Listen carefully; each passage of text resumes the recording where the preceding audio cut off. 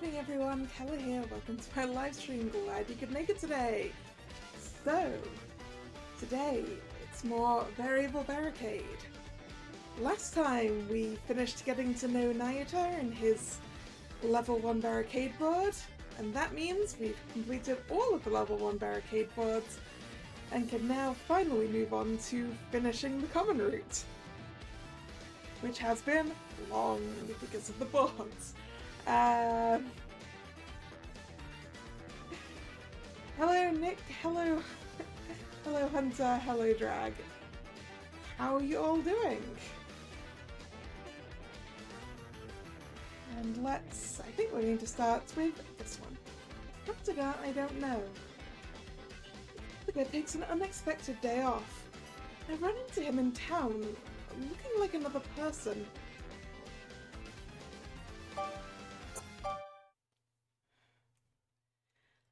One day, after dinner, I went back to my room to do my homework. After a while, I put my pen down and stretched my arms out.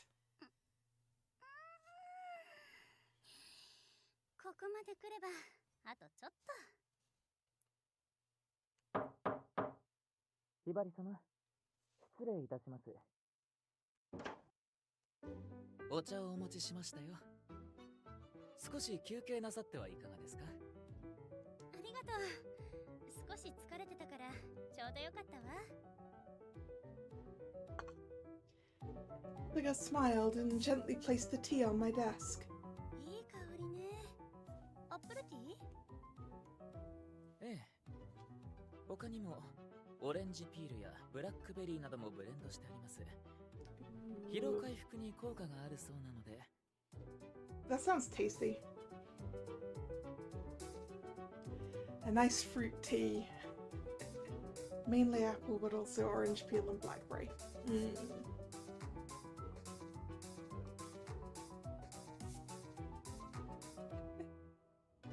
Yes, Hunter, I did see that, but I've been busy all weekend and haven't had a chance to actually respond.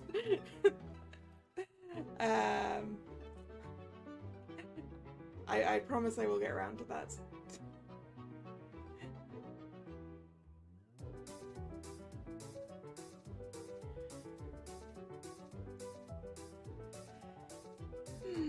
It's delicious.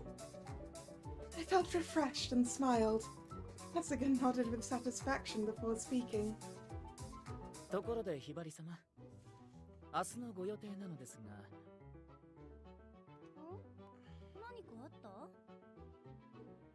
いえ、そうではありませんが、明日は休日ですし、ご友人とお約束でもあるのではと思いまして。特別なものはないけど、そういえば彼らからデートに誘われたわ。家でゆっくりしたいって断ったけど。In contrast to my exasperation, Kasuga smiled enthusiastically for some reason. ですが、せっかくのお誘いですよ。たまには楽しんできてはいかがですか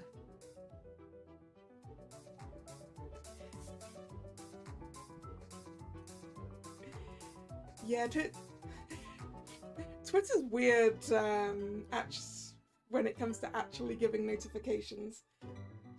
Because I didn't get a notification on the app, but I did see it on the web. Just Twitter doing Twitter things.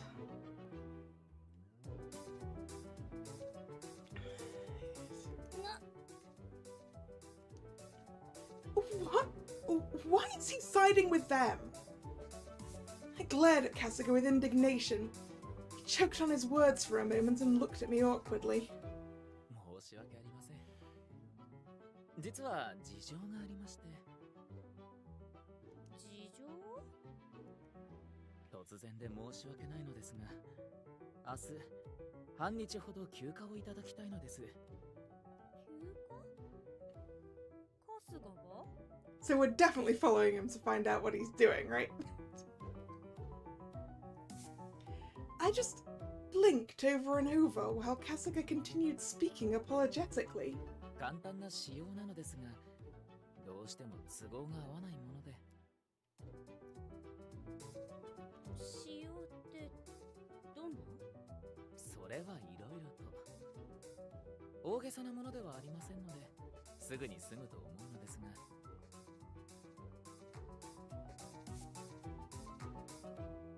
Yeah, we're clearly going to be especially suspicious given that when he took a holiday to go to butler school, it was actually setting up this. I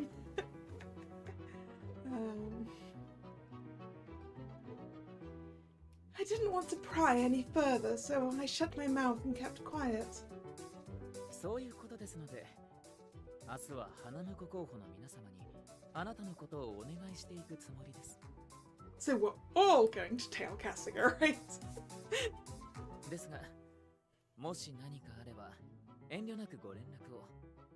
すぐに駆けつけますよ。わかった。I could only nod reluctantly while he gave me another remorseful smile.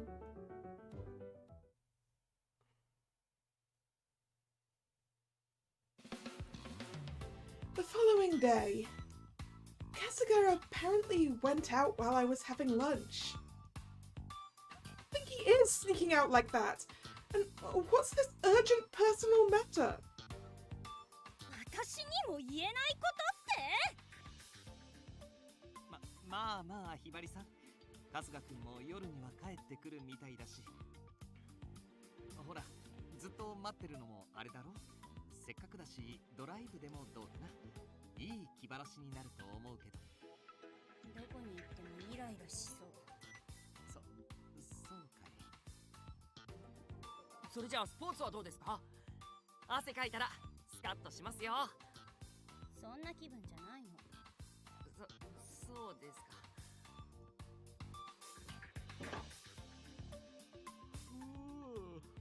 なんだどうした？空気がピリピリしてんね。おはよう、タイガ。今日もよく眠れたみたいだね。ああ、目が覚めたら今だって。ねえ、なんなんだよこりゃ。ずいぶんお嬢のご機嫌が斜めじゃねえか。それがね、執事くん、今日は半日お休みなんだって。おお、春日がね。で、それだけって、まさかお嬢そんな理由で拗ねてんのかよ。But he doesn't take time off, Tiger. おい、そりゃガキにも程があるぜ。春日は毎日働いてんだろ。休暇は当然の権利じゃねえか。それとも東條ってのは半日休んだだけでぐちぐち言うブラックなのか？そうじゃない。私が怒ってるのはそこじゃなくて、突然だったってこと。だってそうでしょ。何も昨日の今日で言わなくったっていいじゃない。こっちにだって心の準備があるんだから。いや、心の準備ってな、そりゃたまにはあいつにも休養ができることくらいあんだろう。それともなんだ、春日に休まれたら困ることでもあんのか？それはないけど。じゃあいいじゃねえか。でも違うの。そういうことじゃないの。何がどう違うんだ？あ？それはだいたいお嬢は春日に頼りすぎだっつの。毎日べったり春日って。Barry is definitely a creature of routine. Unexpected things like these guys throw her off.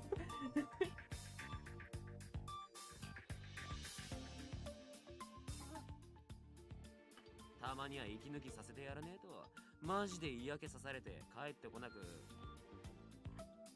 タイガさん。あ？春日が私に嫌気？ Well done, Tiger. You made her cry. だからこんな急に休みを？そんな。おいお嬢、何マジで泣きそうになってんだよ。うるさい。泣いてなんかないわよ、タイガさんのバカ。ああ、タイガさんのせいですよ。ひばりさんを泣かせるなんて信じられないです。タイガー、さっきのは俺も言い過ぎだと思うよ。何か償いが必要かもね。償い？いやそれおかしいだろ。俺はあくまで当たり前のことを。それじゃあタイガー、僕は部屋に戻るからゆっくり反省する方法を考えてね。 So Tiger's gonna be the one to help us tail it then. Because he's gonna make it up to us. 俺も邪魔にならないよう夕食の買い出しに行こうかな。ナユタ、一緒についてきてくれ。はい。それじゃあタイガさん、ちゃんとひばりさんに許してもらわなきゃダメですからね。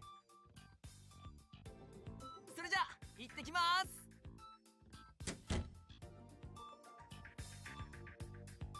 ああ、お嬢。何？たくそんなに睨むなよ。分かった。俺が悪かったって。I continued to scowl at him and he frowned with desperation. ああ、はいはい。分かったよ。今日は俺が何でも言うこと聞いてやるよ。何でもお申し付けください、お嬢様。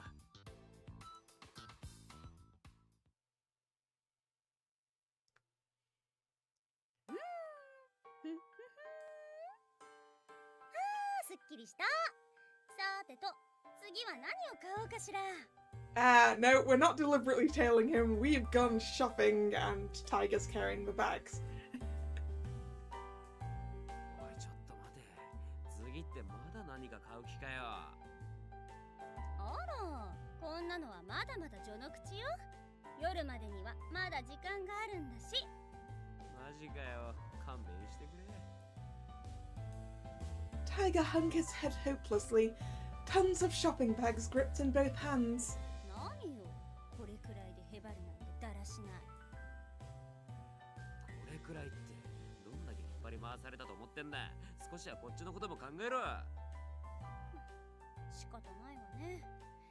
どこかカフェでも入って休憩しましょう。ああ、助かったぜ。Tiger recovered ever so slowly and followed beside me as I started walking. どこがいいかしら。この辺だと。あのカフェは春日と一緒に入ったことがあるわ。紅茶とスコーンが美味しかった。どこでもいい。早く決めてくれ。While I was admiring all the cafes lining the street, Tiger looked over at me and forced a smile. にしてもお嬢、今まで春日が休みを取った時はどうしてたんだ？今までだってあったろ？春日が休むことくらい。その時はどうしてたんだよ。それはなかった。は？なかったの。今まで一度も。春日が休むなんてこと。嘘だろ。Tiger's face was frozen stiff. Found myself looking away. 別に休んじゃダメなんて一度も言ったことないのよ。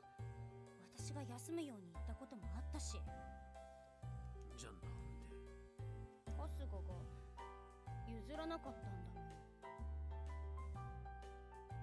自分の用事があるときは私が学校へ行ってる間に済ませてるから大丈夫だって。I had a feeling that was probably when he was taking time off. Very, very quotation marks. むしろ休暇を取っている間に私に何かあるかもって考える方がストレスになるって。Yeah, I can understand him thinking that, Barry. さすがだな。だから本当に必要な時はちゃんと言うって約束してたのよ。言った。After taking in what I said, Tiger scratched the back of his neck and nodded. なるほどな。確かに春日が言いそうなことだとは思うが。でしょ。だからけどその話、第三者の俺からすると相当妙つうか異常に聞こえるな。異常。ああ、確かに春日はお嬢の世話が苦じゃねえんだろうし、そんなあいつをお嬢が信頼するのもよくわかる。けどいつまでもそれでやっていけるかって言ったらそうじゃねえし、ここらで一度考え直した方がいいんじゃねえのかな、お前ら二人。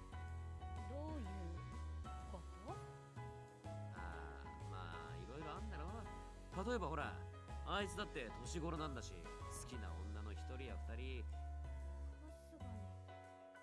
日に女の人？いや、それは例えで。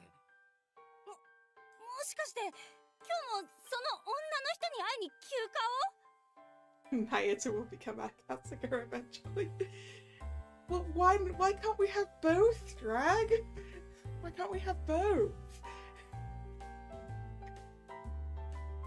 いやだからお嬢。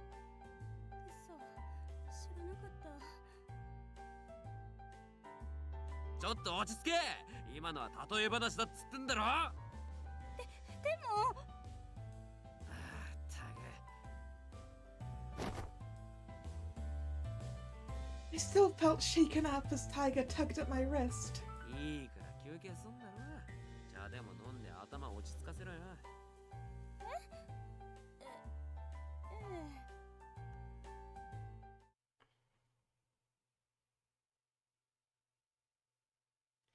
Tiger guided me to one of the cafes on the block, and my eyes snapped to a section in the outdoor seating area. ほら、食い物もうまそうだし、紅茶も飲めるだろ。ここでいいよな。な、お嬢。おい、お嬢。どうした？ぼーっとして、どこ見て。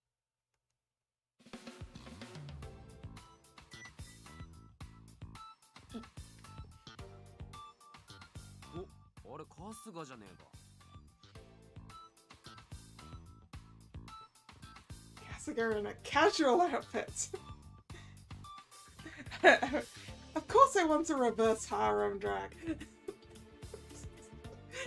You've seen the games I play. I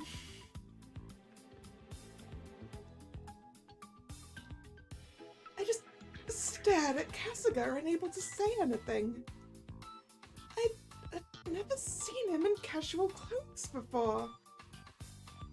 He never crossed his legs in front of me because he didn't want me picking up the improper habit. But here he was, doing just that like it was completely natural. Even just seeing Kasuga sitting in a chair and drinking tea was enough of a shock. He was my butler, so he didn't relax and drink tea with me. He only sat beside me quietly. That's why seeing him like this was so surprising. And what's more, I've never seen him look so happy. Kasuga was cheerfully holding up his phone up to his ear.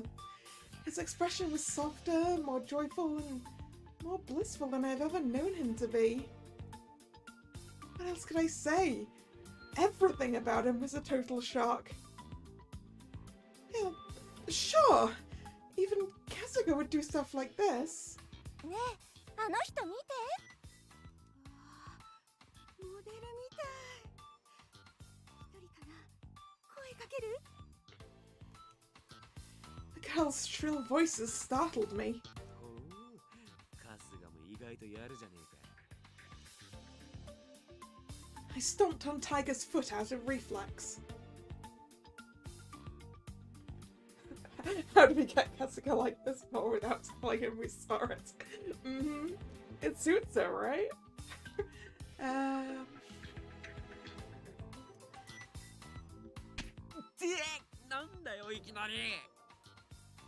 Uh-oh, he saw us, he saw us! Why'd you gotta be so loud, Tiger? Kasuga noticed Tiger's yelp and looked our way. Did he see me? お、春日のやつこっち見たぜ。ほら、お嬢も。Tiger tried to wave to him, but I yanked him back and hastily turned away from Kasuga. おいお嬢、どこ行くんだよ。いいから。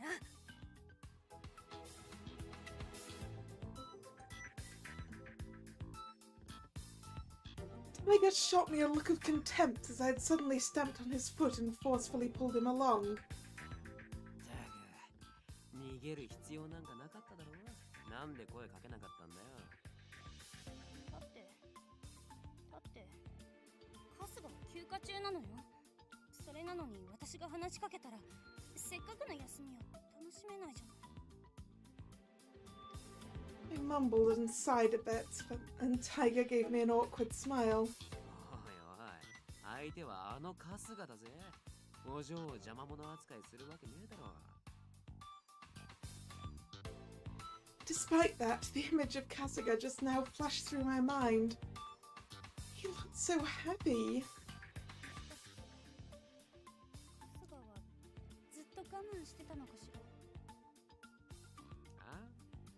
本当はやりたいことも行きたい場所もたくさんあったのに。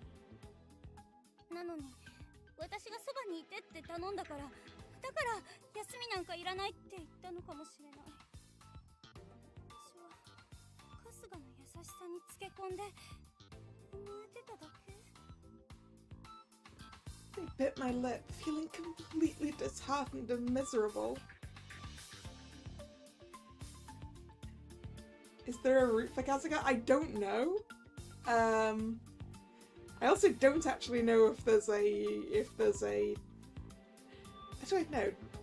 No, I do know that there's a route that's not specific to any of the guys. Yes, you're right. I forgot that. I don't think Kasuga has one, but I don't know for sure. Because I do my best not to spoil myself too much.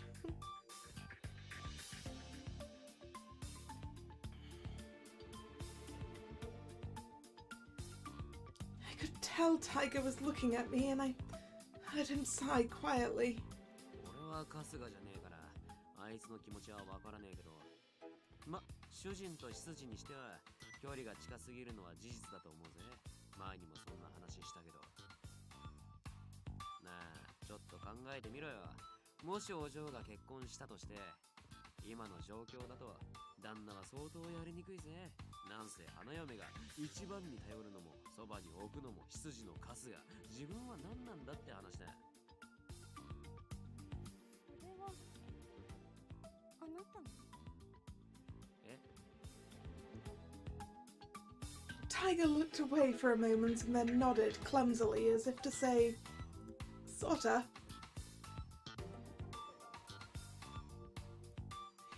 Yeah, I guess that's true. I knew Tiger was right. Kasuga was simply my butler.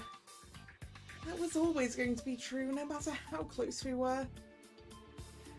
No matter that I felt more comfortable with him than anyone else. His job was to be with me. I definitely don't have the right to monopolize his personal time too. The more I thought about it, the less I spoke. Tiger and I made our way back home without saying much more to each other.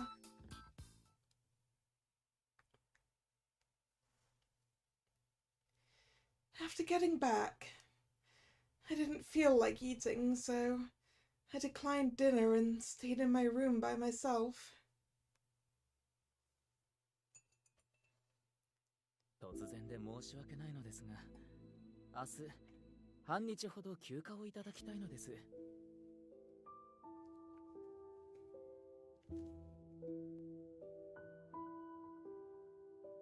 ここらで一度考え直した方がいいんじゃねえのか、お前ら二人。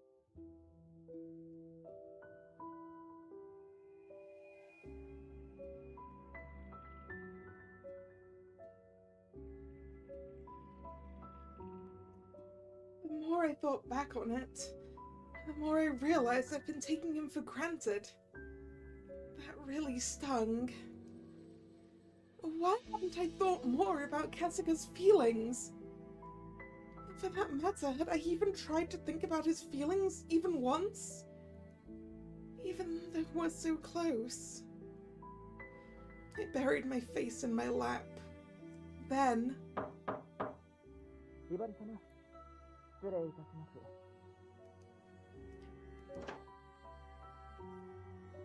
He's in his butler attire.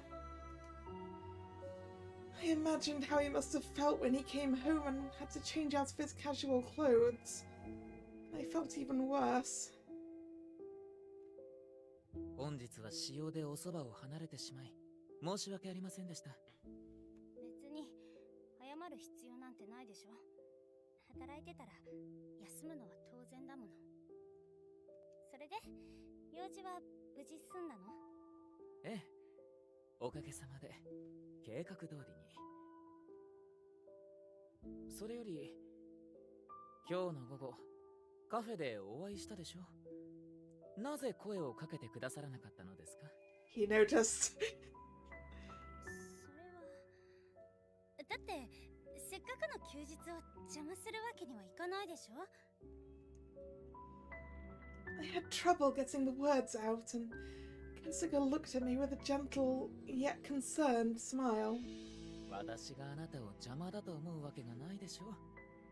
いつも通りに接してくださってよかったんですよ。でも休暇は休暇よ。心と体を休めるための日だもの。ですが Kasuga tried to continue, but I shook my head to interrupt him. カスがこれからはきちんと休んで、1ヶ月の中でちゃんと決まった日数、普通に週休2日とかで。 You want him to take weekends off? I don't think that's happening, Hibari. どうしたんですか急に。これからは春日も春日の時間を大切にしてほしいの。そういう頃合いだと思うの。頃合いとは？いつまでも子供じゃないんだもの。私だってあなたを卒業。はあ？ Uh-oh. I recoiled from the anger in his voice. I had clearly offended him. But I knew if I backed down now, nothing would change. So I stared back at Kasuga with determination. 卒業は言い過ぎかもしれないけど、もっと自立したいとは思ってる。もしやイスルギ様に何か言われましたか？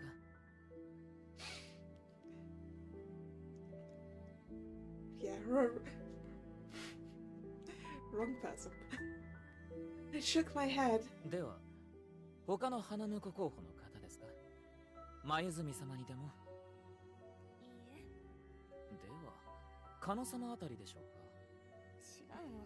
そうじゃないの。これは誰かに言われたんじゃなくて、自分なりに出した答えよ。今日のあなたを見てよく考えたの。だからねえ、お願い。 I looked at Kasuga earnestly, pleading with him, and he sighed in exasperation. そんなに心配されずともきちんと自分の時間は取れていますよ。でも今日に限ってはどうしても調整がつかない用事があったので仕方なくですが、普段は休みたいと思ったことなど一度もありません。週休2日なんて冗談ではありません。それこそあなたが気になって休めません。どうか私のことを思うのなら余計な心配はやめていただきたい。Kasuga's just like, it's my job to worry about you. You shouldn't be worrying about me. What? Obviously, Kasuga's pointed words and sharp stare offended me. ケってどうしてそんなこと言うの？春日のためを思って言ってるんじゃない。私だって必死に考えたのよ。今日カフェでお茶をしてたあなたはすごく安らいだ表情だった。あんなあなたを見たのは初めてで、少し反省したの。あなたの時間を独占しすぎてたって。これからはちゃんと春日の時間を優先しなきゃいけない。じゃなきゃいつかあなたに恋人ができた時。恋人？ Kasuga's grim voice was colder than ice, sending a chill down my spine. This was awful. I'd seen this expression before. That's the face he made when I was in middle school, when I ignored him after that girl said she liked him. I was at a loss for words and my face turned pale. Kasuga smiled at me. あなたが何を吹き込まれてきたのか、大方の予想はつきました。あなたという方は本当に私がついていないとダメですね。え？イバリ様、花婿候補の彼らにとって私の存在は目の上の単行部です。邪魔者は排除してしまいたい。そのために余計なことを吹き込み、私からあなたを遠ざけようとしている。そんな安い手口に引っかかるとは甘いにも程がありますよ。でも It didn't seem like Tiger and the others had anything insidious in mind. However, Kasuga continued on, and I clammed right up, though I had tried to argue back. 今までも周囲の人間はみんなそうだったでしょ。東条家の跡継ぎであるあなたに近づくのは妙な思惑を持った人間ばかりでした。そんな連中からあなたを守ってきたのは誰か。まさかお忘れではないでしょう。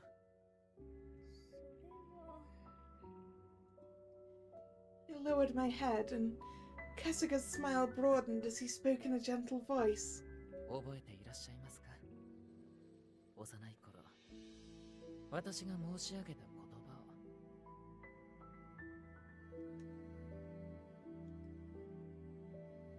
執事とはあなたの片腕とも言える存在です。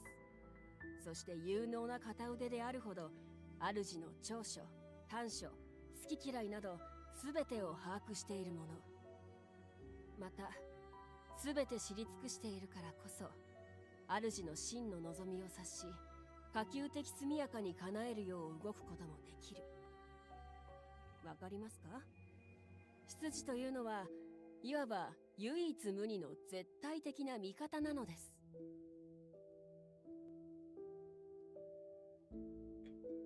ね。東条に来てから私だけが唯一あなたの味方だった。もちろんそれはこれからも未来永劫変わることはありません。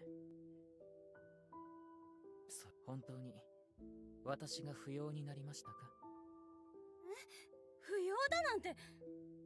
では私が今まであなたにしてきたことを代わりに担える相手を見つけたとでも？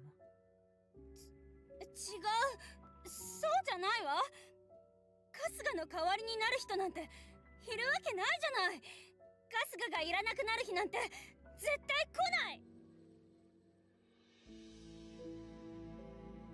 I shook my shoulders to try to compose myself and took a breath. Kasuga's smile finally went back to normal. それが分かっていらっしゃるのなら、妙な遠慮などせずにおそばに置いてください。他の誰かに惑わされることなく、私の言葉を信じてくださればそれで十分ですよ。A spark of anger still smoldered in the depths of his eyes. The mere fact that I asked him to take a day off, which he should have done, enraged him. I'd never questioned his ways before, but for some reason it made me feel uncomfortable now. ひばり様、お分かりいただけましたか？春日は本当にそれでいいの？それでとは？香が私の味方だってことを今さら疑ったりしないわ。たとえ少しばかり離れたとしても。今年の夏休みだって私に嘘をついて丸1ヶ月そばにいなかったくらいだし。ですが、あれは。分かってる。おじい様の命令でしょ。でもこれからだって何か事情があって私と離れる機会が来るかもしれない。だったら今のうちに少しずつそういう状況にも慣れておいた方が。ひばり様、今言っていたのはそういう話ではありませんよ。え？私にとって一番耐え難いのは、あなたが自ら私を手放そうとすること。やむを得ぬ事情なら飲みましょう。ですが、私を気遣った結果とはいえ、ひばり様に遠ざけられるのは、執事たる私にとって存在意義を否定されるのも同然のことです。どうかお察しくださいませんか。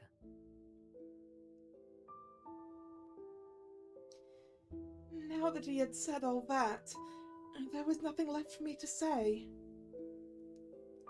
Kasuga thought very highly of himself, especially when it came to being my butler. He always took everything seriously, no matter how big or small. 分かった。休暇のことはもう言わない。今まで通りでいい。I nodded reluctantly, and he smiled in satisfaction. それなら結構です。では、何か軽食を持ってきましょう。夕食を抜かれて空腹でしょうからね。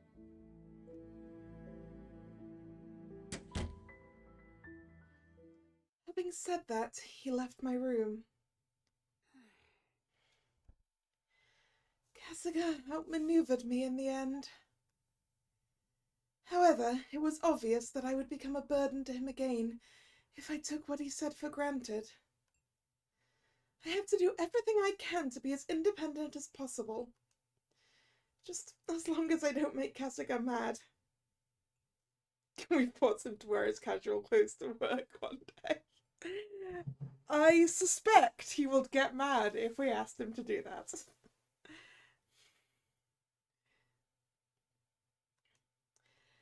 I could go without seeing that spine-chilling smile of his for the rest of my life. Besides, 普通がどうかはともかく、私と春日にとってはこれが自然なのよ。だからこれでいいの。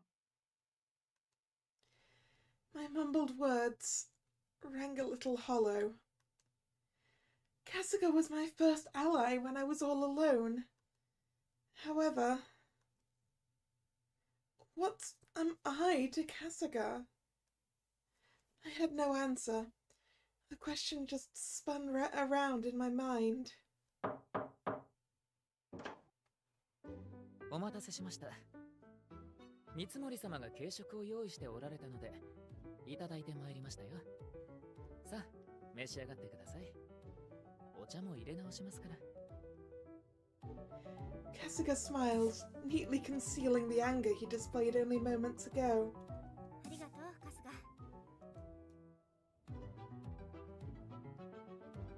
I put a pin in my question for now and smiled back at him like always.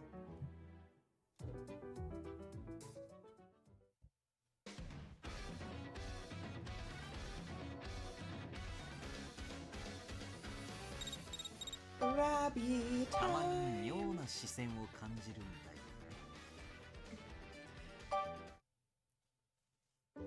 本の整理はこれで良いでしょう。それにしても、ひばり様の本棚はお勉強の参考書に手芸の教本。そうそう、枕の下にも。勉強熱心なひばり様は本当にいろんな本を読まれますから、その読書から得た知識があるからこそ、あれこれの問題をパニックも起こさず解決に導いているに違いありません。しかし私は知っています。冷静な判断に自信を持っているような顔をしつつ、必死に周りの意見に流されまいと努力しているそのお姿を、なんと凛々しくご立派。さすがは私自慢のお嬢様です。そう思いませんか、ラビ様。Compliments galore. His face looks sincere, but he's absolutely teasing me.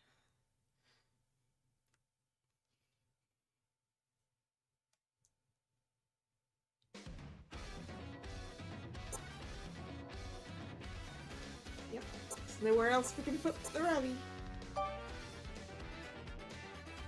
How long would Kasuga rant about us if given the chance to? Ranting about us true something that he knows we'll see as well. Different values.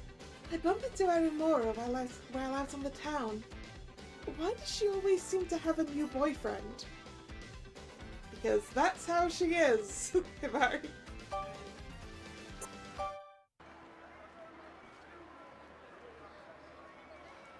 I'm so exhausted. People were everywhere in Shibuya on the weekends.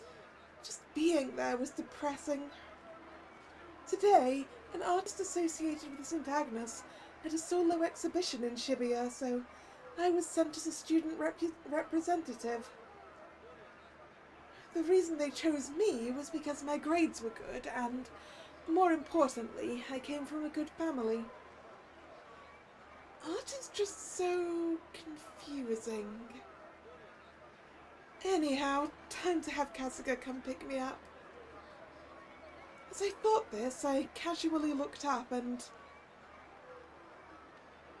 there was a couple kissing passionately right in front of me. Just look away. I couldn't help but stare at the spectacle, though. I stood stock still, aware my face was turning beet red. Wait a minute, the girl kissing him is... Arimura-san? I dropped my bag by accident and Arimura glanced at me. She looked extremely annoyed.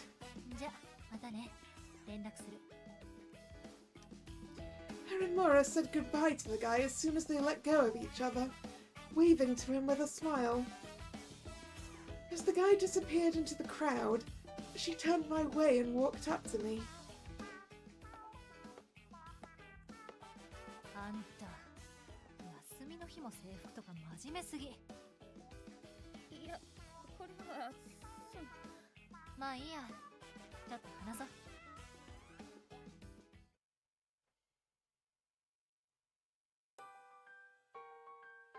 My face was still hot. I felt so awkward I couldn't look her in the eye. Arimura could tell and she sighed at me.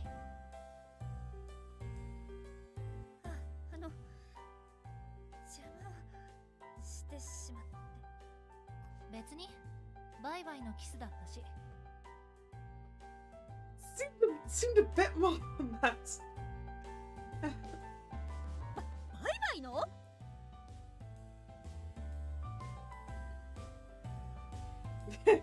There are two cafes in this city, yes. The one we go to with the girls and the one we go to with the boys.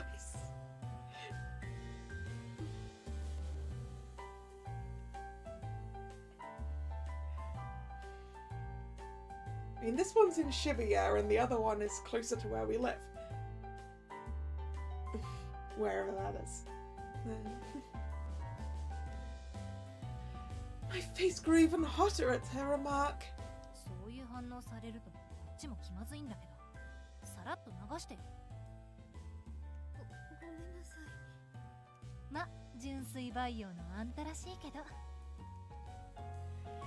Arimura smirked with a half-amused, half-teasing expression.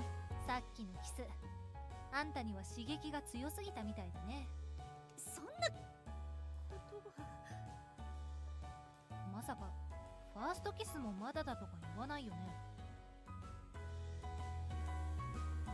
うわあ、さすが。All I could do was look down as my face flamed with embarrassment. まあ私と違ってあんたはあんなでかい家のお嬢さんだもんね。適当に遊んでつまみ食いしてなんてのは無理か。Play the field? Try out? I ran through the words Arimura just said.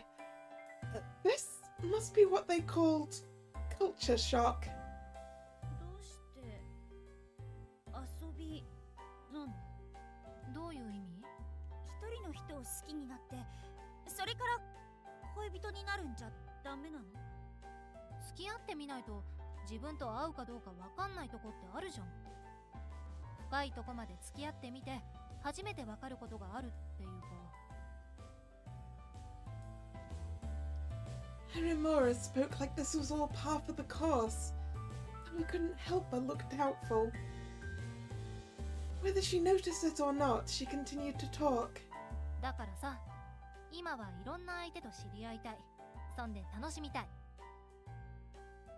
それぞれみんないいとこも悪いとこも違うから、それを探すのも面白いし。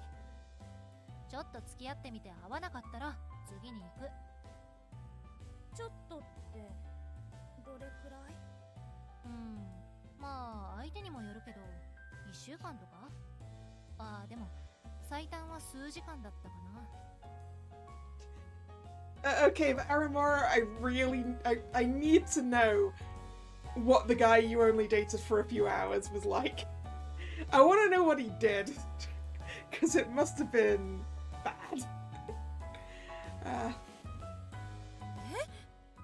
そういうのも含めて全部経験だから。経験値を積めば人を見る目もつくし、いい女にも近づける。To gain experience?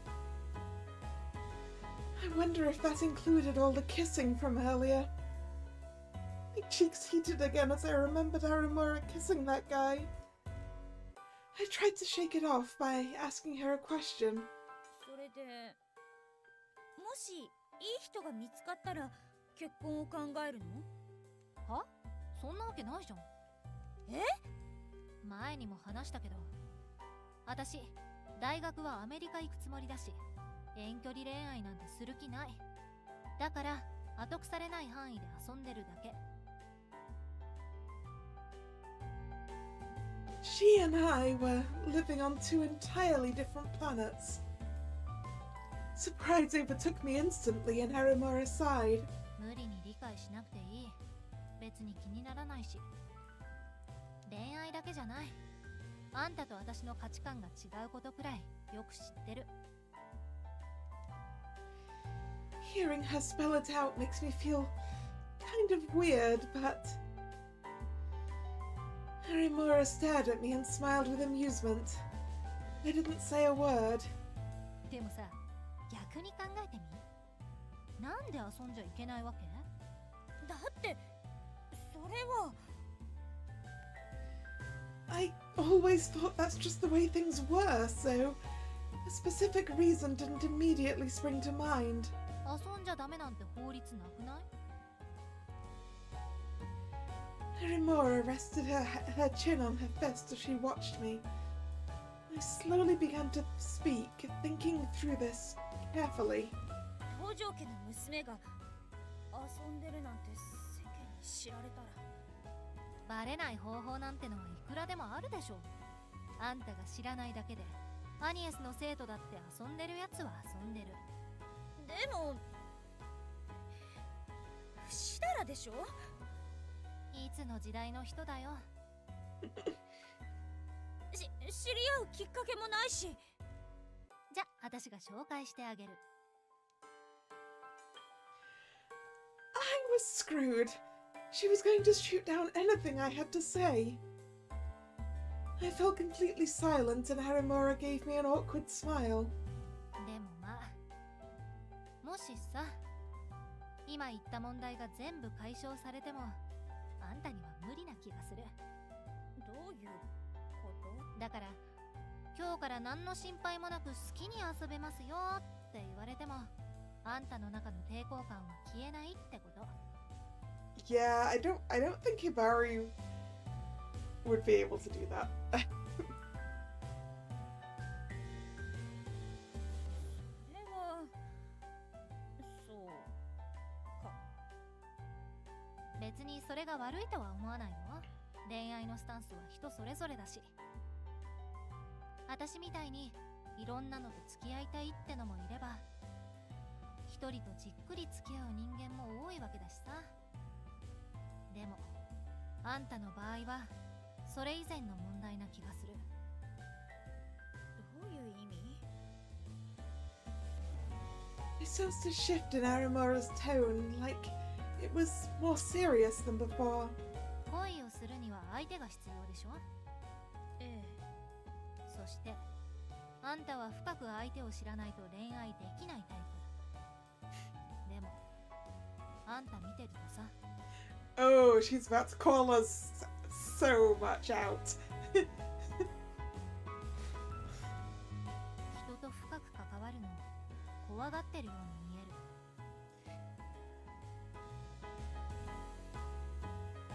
る。 It felt like someone had pierced my heart, leaving me speechless. 私相手にしたってそう。本来私とあんたは真逆な人間なのに、こうして関わってるのは同じ学校で、しかもカノの紹介だからでしょ。 That may be true. In fact, I was a little intimidated by Arimura because of her personality. あんたの境遇を考えれば誰彼構わず信用できないのはわかるけど、警戒ばっかしてたらいざって時に身動き取れなくなりそう。 Yeah, Hibari is just bad at people. I mean, so am I. So.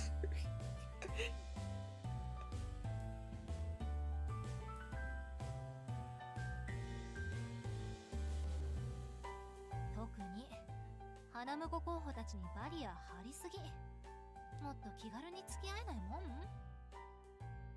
あんたらのやりとりを少ししか見てないのに、それだけでもこっちの肩が凝る。もっと気軽にってそう言われても。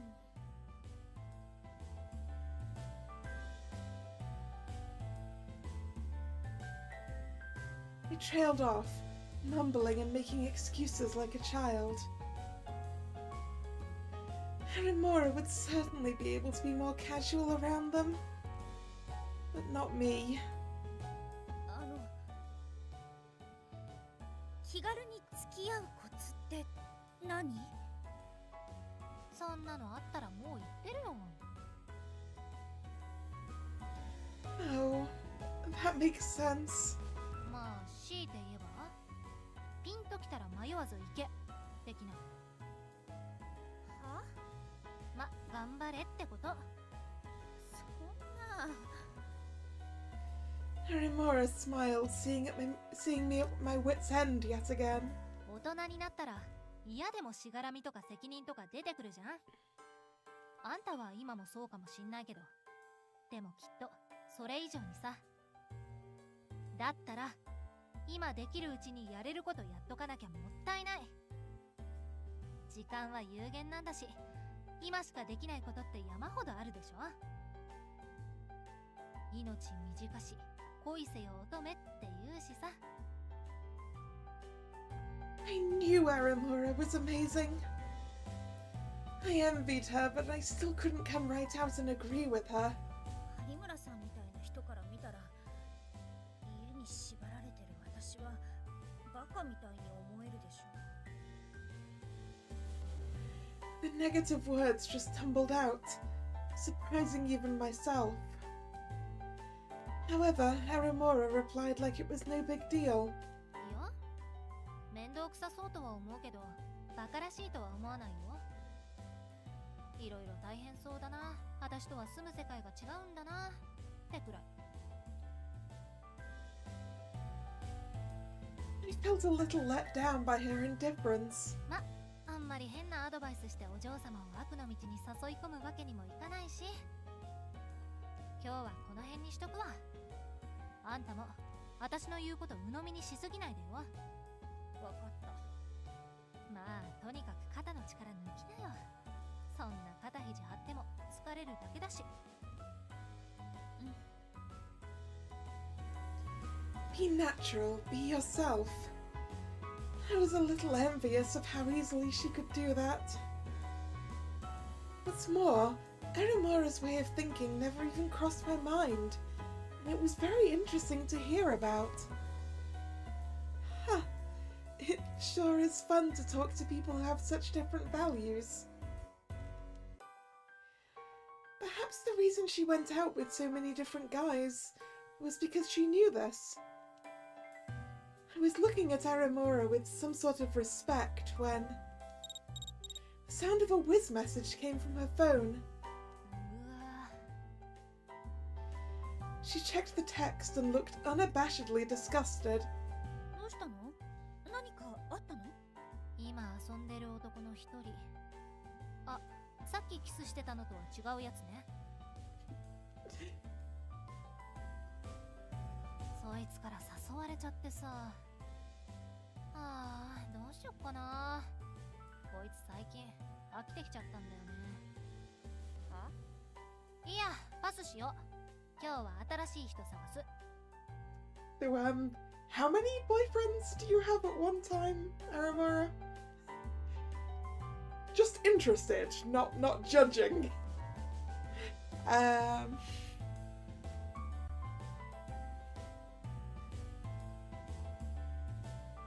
After she said that, I watched her type out a message turning him down. もしかして有村さん、ガキっぽいだけなんじゃ。否定はしない。I take back how I felt. I sighed deeply at how unfazed she was.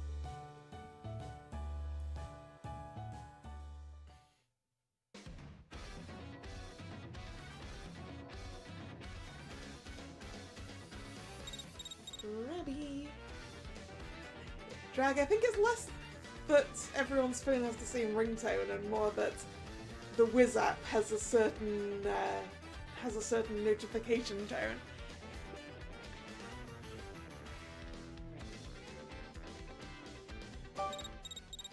Ooh, speaking of Wiz, Rabby and Wiz, let's Wiz first.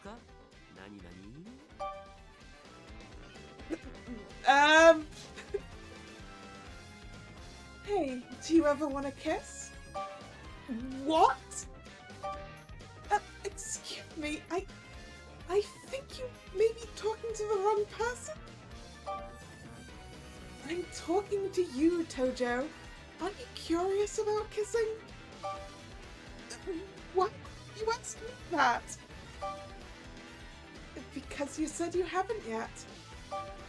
Well, of course not. I haven't had a chance. And I need someone to do it with.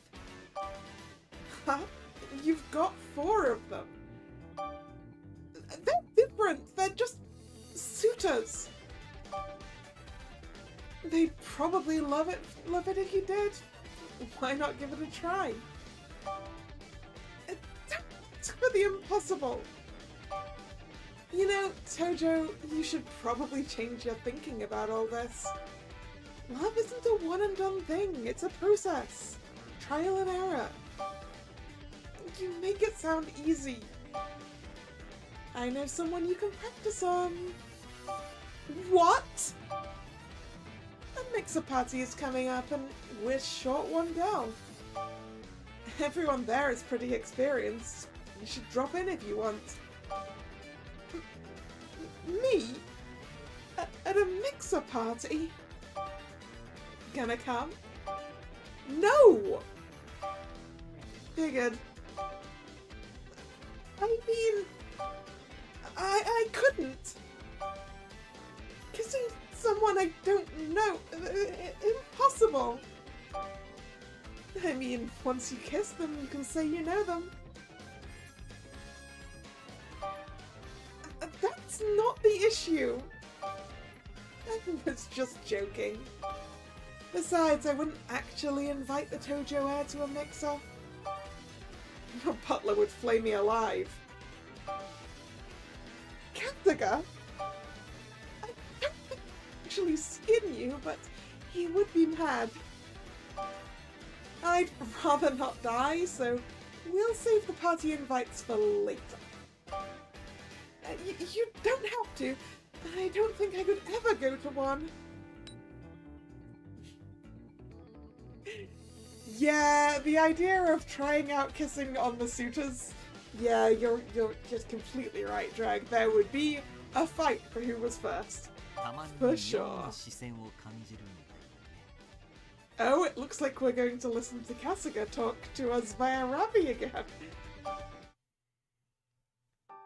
ひばり様は恥ずかしがり屋で相手とコミュニケーションを取るのも不得意ゆえに思い悩むことが多いようですですが私はちゃんと見ていますひばり様が人一倍努力したり相手のことを思いやろうとするお姿をひばり様は誰よりも優しく人のことを大事にできるお方ですそんなひばり様にお仕えできて私は本当に心から幸せですよですからお辛い時にはこの春日をぜひ頼っていただきたいと思っておりますねラビ様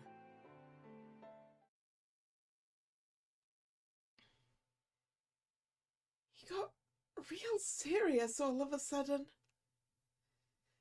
I wouldn't say it made me particularly happy to hear him say those things, but I haven't really heard him say all that before, so I'll just give it another listen. I broke out into a big grin and pressed the replay button.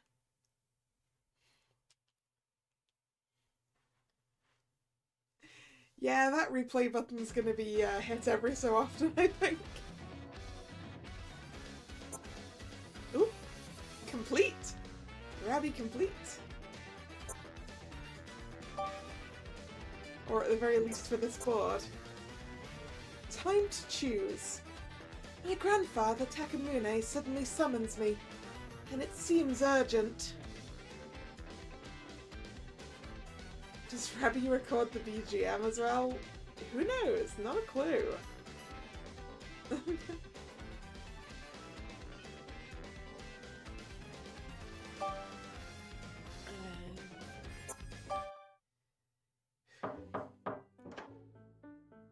Hibari様、失礼いたします。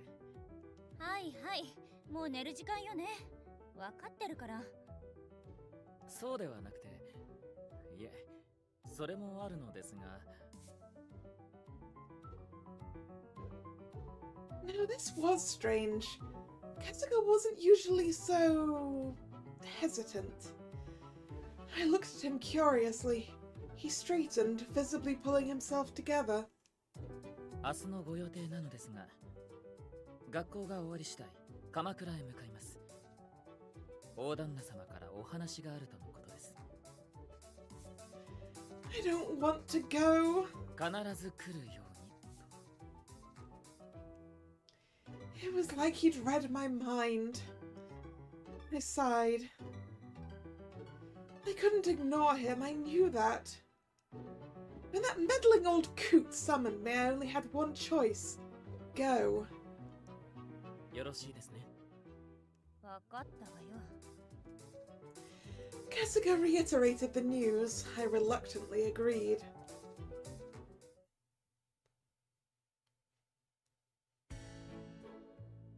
The next day, after school... ひばり様、よろしければ、この後お茶でも。I wish I could go for tea with you, Samugi, but unfortunately... 行きたい。でも行けない。鎌倉に行かなくちゃいけないから。I made no effort to hide my disgust. Samugi grimaced. Yes, Samugi, come with us, please.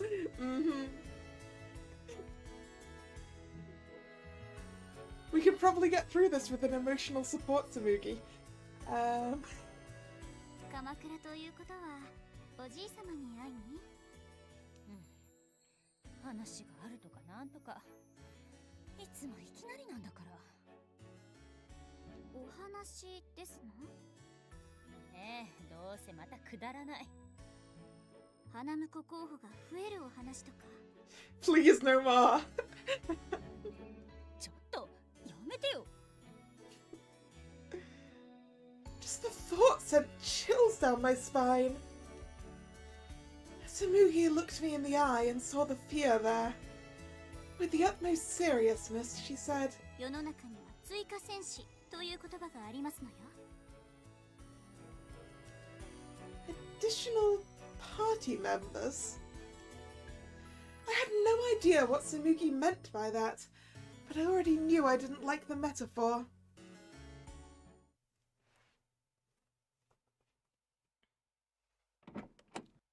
学校お疲れ様でした。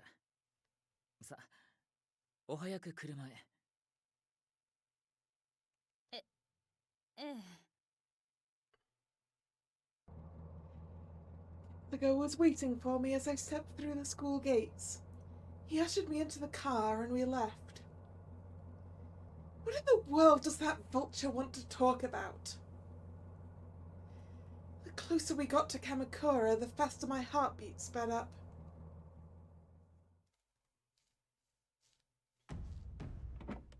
お帰りなさいませ、ひばり様。ただいま。大旦那様はどちらに？お部屋にいらっしゃいますが、今はお客様とお話し中でして。そうですか。ひばり様、少々お待ちいただけますか？ええ。I answered Kasuga distractedly. My mind was already churning with a new possibility. 久しぶりにすみこさんに会えるかしら。でも忙しい？ I made a point of sounding hesitant.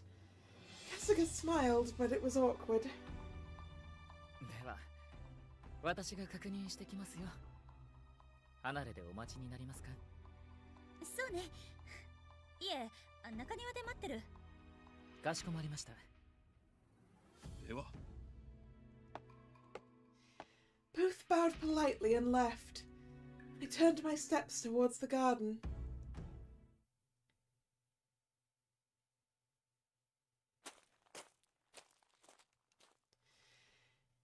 It's so quiet. When I'd lived here not that long ago, I never noticed the peace. The only sounds that surrounded me then were the rush of the breeze, the songs of birds, and the hiss of rain. And that was it, really. Whenever I heard the sound of laughter coming from the main house, I'd get butterflies in my stomach. This silence had been my refuge. But now, after living in that vacation home, there's something missing. Unconsciously, I stopped to think. That's when I heard footsteps approaching me from behind.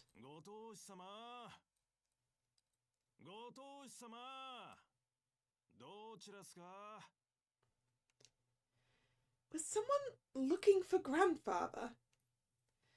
A servant, then. But for a servant, they seemed awfully informal. ご当主ってひばり様、これは失礼しました。もうおいでだったとは。Well, this is a new person with a sprite and probably a name. The man walked around the corner and saw me. His eyes widened as he visibly recoiled in surprise. If he knew my name, that meant he was likely a servant, or an employee of some Tojo business or another. It wasn't unusual for people around the mansion to know who I was, even if I didn't know them at all. おじい様を探してるんですか？ええ、ひばり様が到着されてるとは思いませんで、お恥ずかしいところ。それは構いませんけど、祖父は来客の対応中だとか。そそんな予定聞かされてませんね。あのお方も困ったもんだ。 Grandfather, a handful? I never dreamed anyone would dare to describe him as such. Is he really one of our employees? お名前を伺っても？まあ、これは失礼しました。俺は五島市の身辺警護担当のや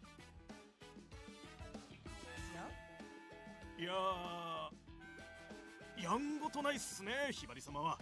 うん、やんごとない。 Not giving me your name is incredibly suspicious, dude.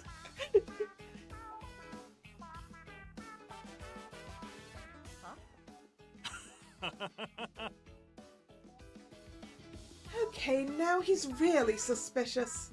それでお名前は？いや、私の名なんて。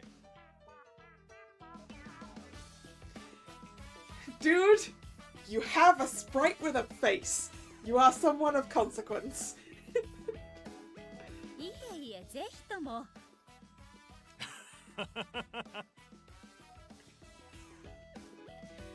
You're not going to weasel your way out of this. 何をしとる、小次郎。 A deep voice rang out and I reflexively suppressed a start. My eyes darted to the side. It was the vulture. Behind him, Kasuga walked at a respectful distance. I suspect that Grandfather found him before he had a chance to find Sumiko for me. I straightened and greeted him with my usual glare. The suspicious man, however, casually strolled right up to him. ご当主様、助かりましたよ。すっかり怪しまれちまって。警護人が連行なんて笑えませんや。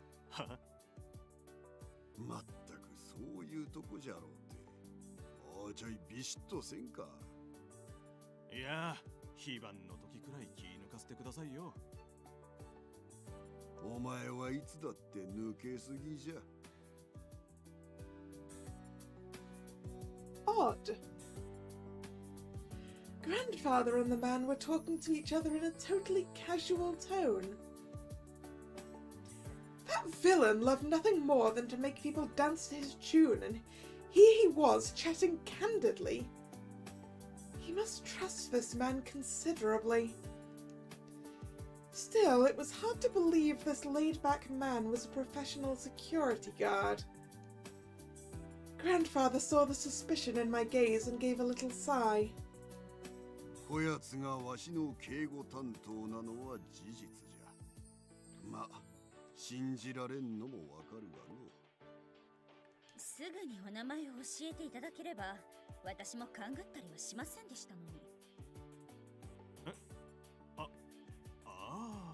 いや、ひばり様があんまりにもお綺麗なんで、40近いおじさんが気恥ずかしくて。Now you're just getting more suspicious, dude.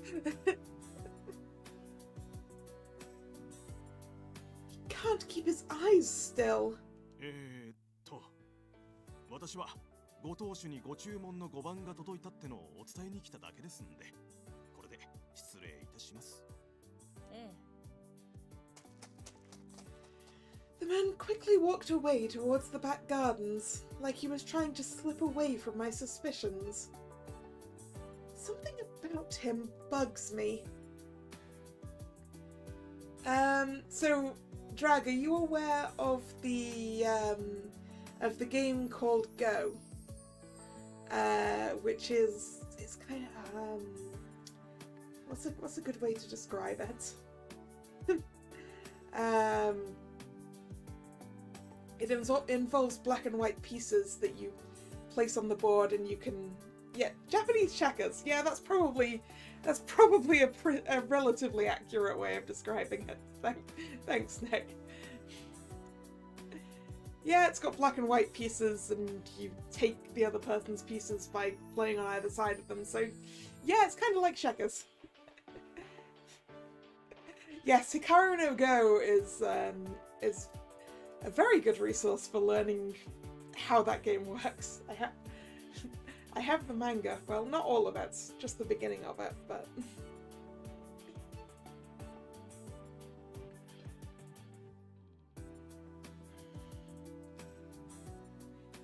Anyway, the boards for it can be quite fancy, expensive wooden things. So, large as well.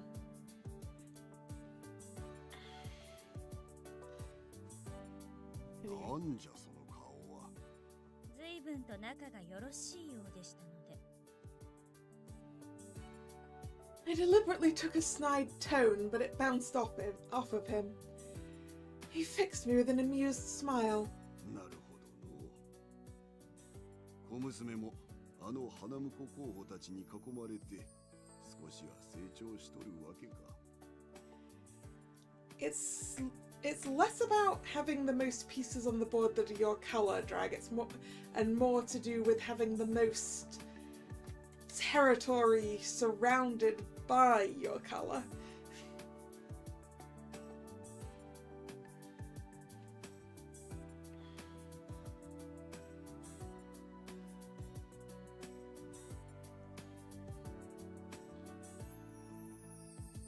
Huh? 奴らに会う前はわしのそばにいる人間のことなど目にも入らなかったじゃ。それは。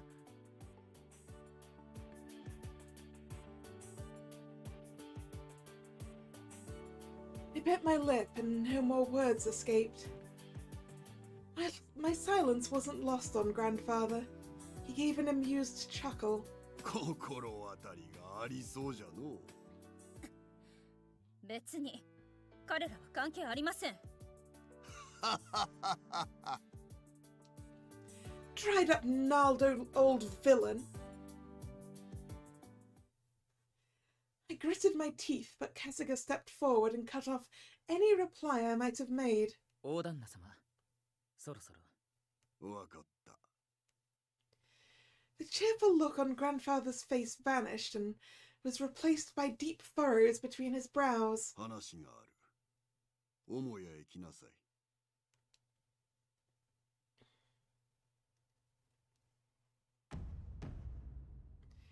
Grandfather and I sat in the silent reception room facing each other.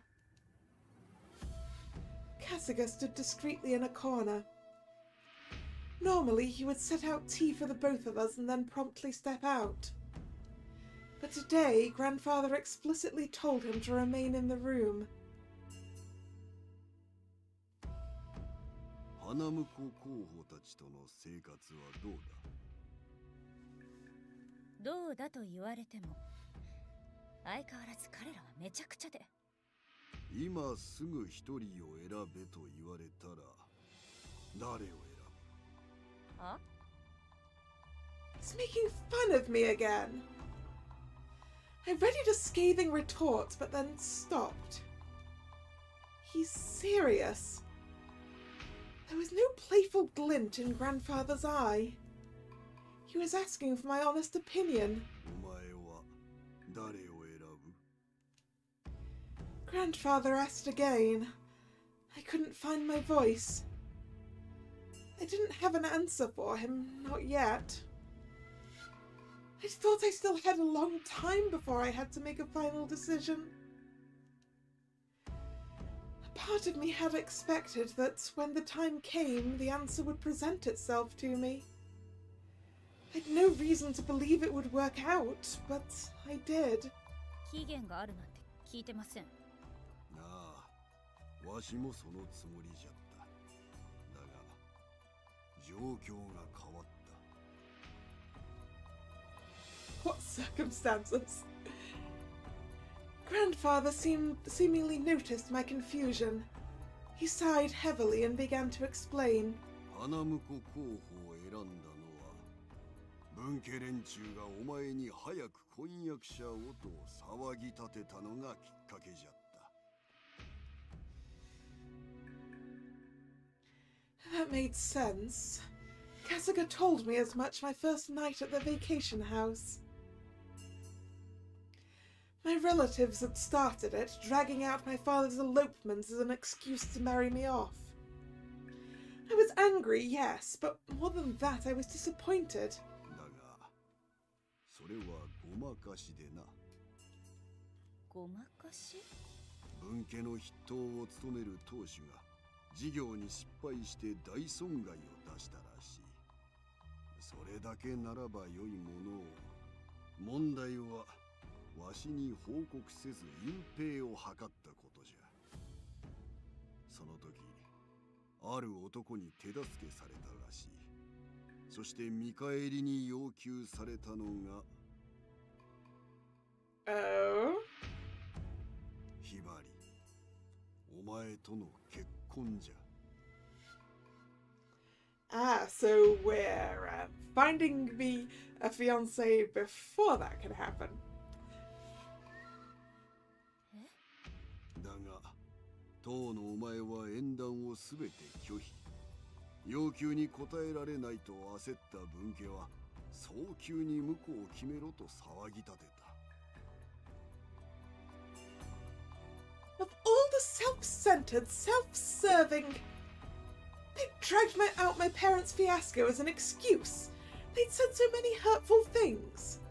They'd taken advantage of so many people. And now they were just trying to run from it all. その通り。奴の挙動不審が過ぎるので、調査してみればこのありさま。内情を知った以上、思惑通りに踊ってやる道理はない。The expression on Grandfather's face was the sternest I'd ever seen him wear.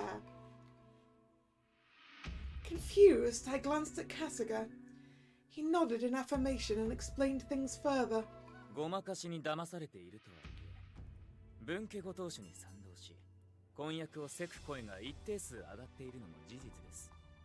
今回の要求を拒否したとしても、彼らはすぐに別の花婿候補を用意して騒ぎ出すことでしょう。それを防ぐための策として、大旦那様は花婿候補の皆様を自ら選出し、ご提示なさいました。Apparently there's still pressure. And that's why it has to be rushed, huh?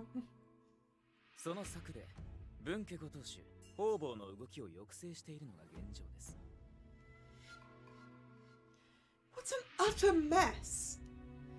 But that isn't what surprised me most. The biggest shock was that the suitors had been thrust into my life as a means to protect me. Did Grandfather truly do that? でも、どうしてあの4人を？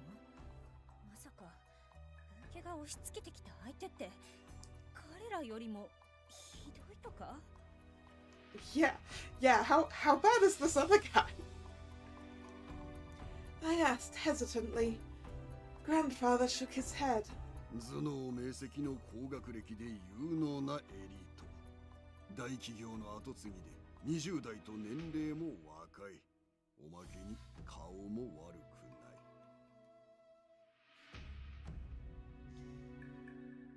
ない。家柄自体は一代で成長した成金じゃが、上場を果たしてからは飛ぶ鳥を落とす勢い。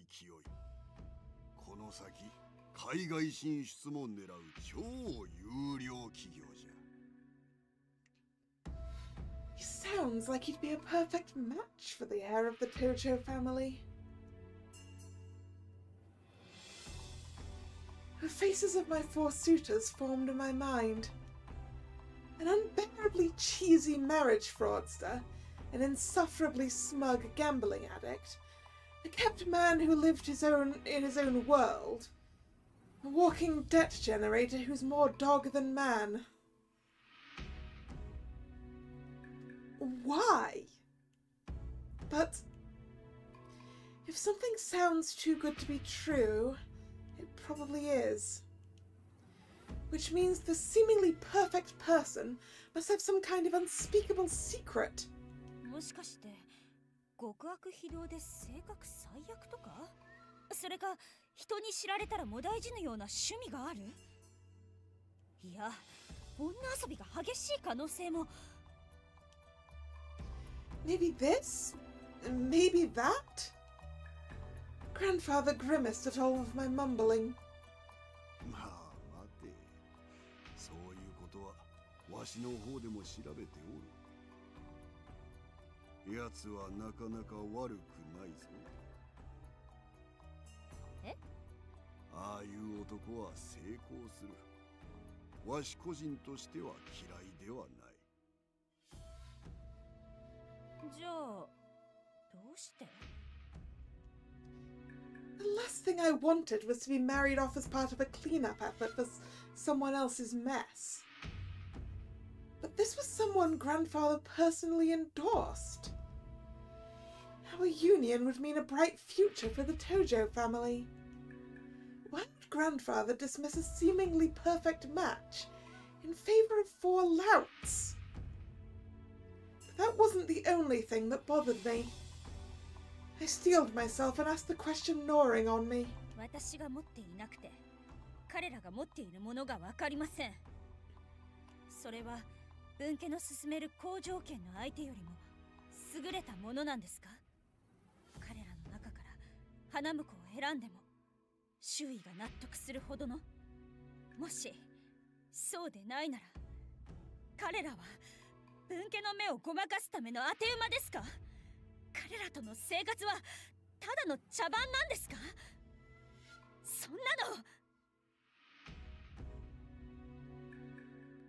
That's just not... I blinked and snapped my mouth shut. What on earth was I about to say? That's just not fair to them. Strange. Why would I even think that? Who cares what happens to them? The thought of actually marrying any of them made me nauseous. They were loud, obnoxious, tactless. They were brilliantly talented at getting under my skin. And yet... I quieted my thoughts, straightened up, and looked Grandfather in the eye. そんなの、私をバカにしてます。 I cringed inwardly at how hollow my voice sounded. My lies didn't fool Grandfather unsurprisingly. He grinned, amused. 心配せずとも当て馬などと思っておらん。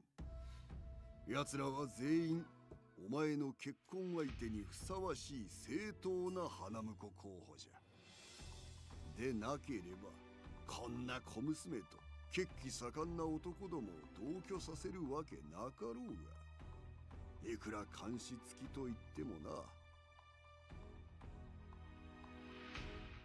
Chaperone. I glanced over at Kasuga and he nodded in affirmation.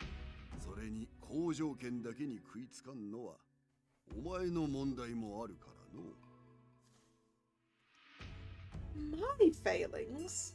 以前のお前であれば東条家の一人娘という立場に気を取られ、相手が跡継ぎにふさわしいか有能かだけを考えておった。だがそれは結婚生活というものに実感を持っておらんかったからじゃ。しかし花婿候補たちと暮らしてみてどうじゃ。共に生活することや恋愛について考えた今、好条件だけを理由に結婚相手を選ぶのは難しいとは思わぬか。 I don't know about the love parts, Grandpa.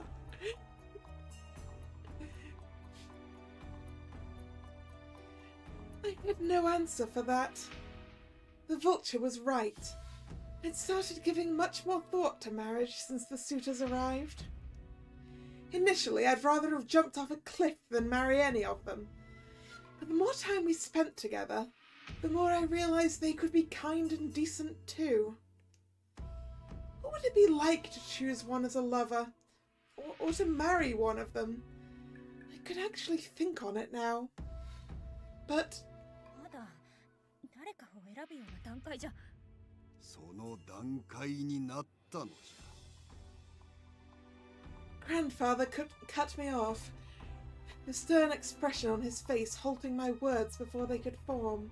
わしが花婿候補を挙げたと文家当主から聞いたその男が直談判しに来た。So that's who you had as a guest, huh? すでに相手を選んでいるなら諦めもつく。だが、そうでないなら自分にも機会を与えてくれと。Who is this guy? And is he the mystery guy whose actual name we don't know yet?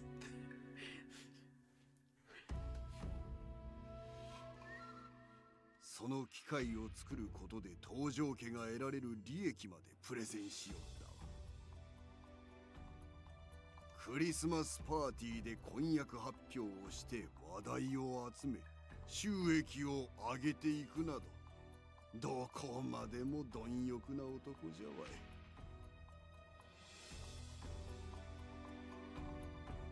い。Yeah, the person we met in secret to get away from the others.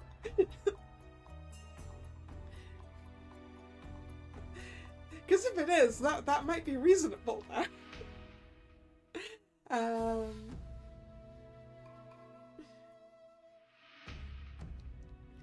Grandfather must have been thinking about their meeting, because his lips curled up in a wry smile. But the next instant his face hardened and became stern once more as he continued talking. やつは間違いなく好物件じゃ。東条家跡継ぎにもふさわしい。だが、求めるものはお前ではない。I mean, it's probably not our mysterious friend.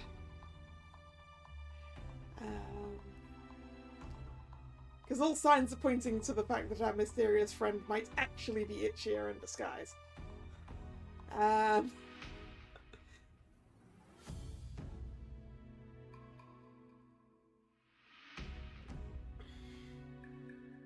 やつが求めているのは東条の一人娘。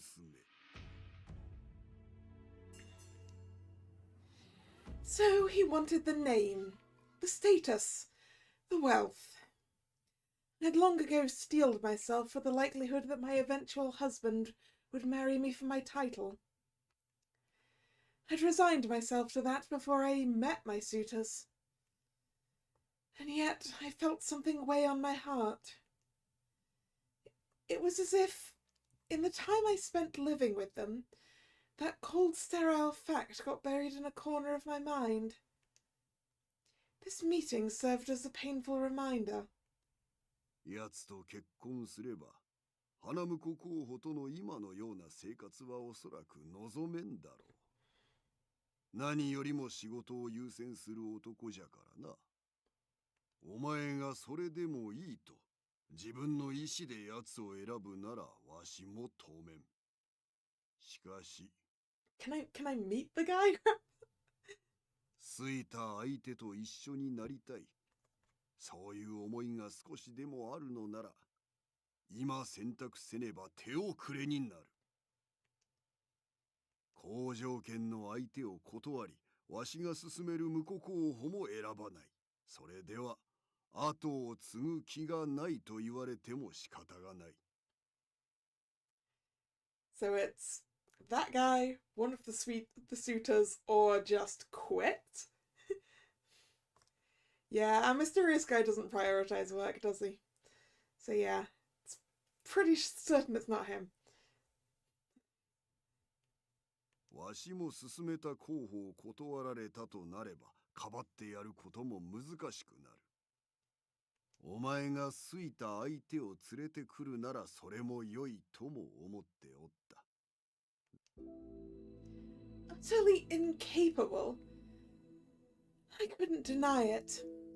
I'd barely even given thought to the idea until very recently, after all. I'd told myself I would find an appropriate partner at the appropriate time. That's all. When I stayed silent, Grandfather turned to look over at Kasuga. He remained quiet, waiting with politely averted eyes. Grandfather turned back to me and spoke sharply.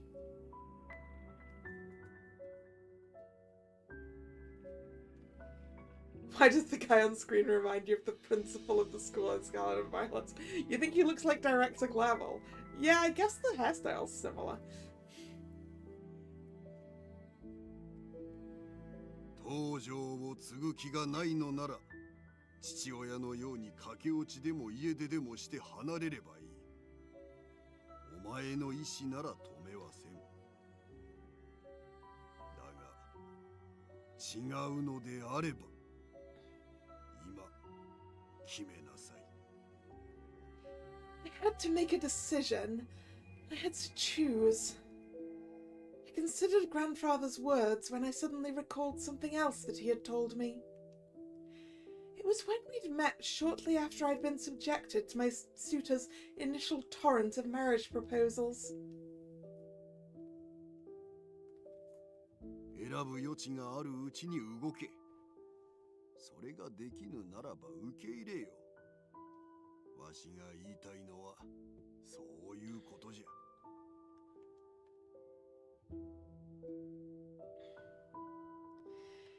This is exactly what he had warned me about that day. If I didn't choose one of my 4 suitors, I would have to accept the partner someone else presented to me. Once I made a decision, there was no turning back. This was the point of no return.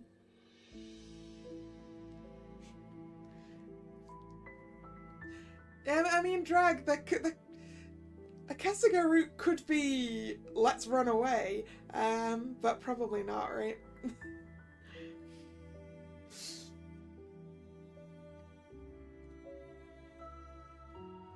I felt like I was being crushed under the weight of the decision. Desperate for help, I looked to Kasuga. ねえ、春日だったら。春日に頼るな。いくら信頼していても、春日は一介の執事。人生の選択を任せる相手ではない。間違えるなよ、ひばり。Grandfather glared over at Kasuga, who could do nothing but send me a pained glance and bow in acquiescence. He's right. It wasn't just Kasuga either. I couldn't ask anyone for advice on this. I mustn't. If I did, I'd be making them responsible for my life. I had to make this decision for myself. I had to choose the right one. The man who everyone would accept as a good match for the Tojo family heir. And yet... ひばりさん。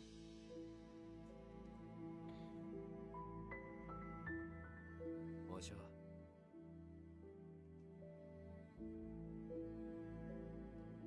ひばりちゃん。ひばりさん。This game is going well. Well, they're mostly still rather annoying, the suitors, but it's been raining here for like all day. But I am cozy.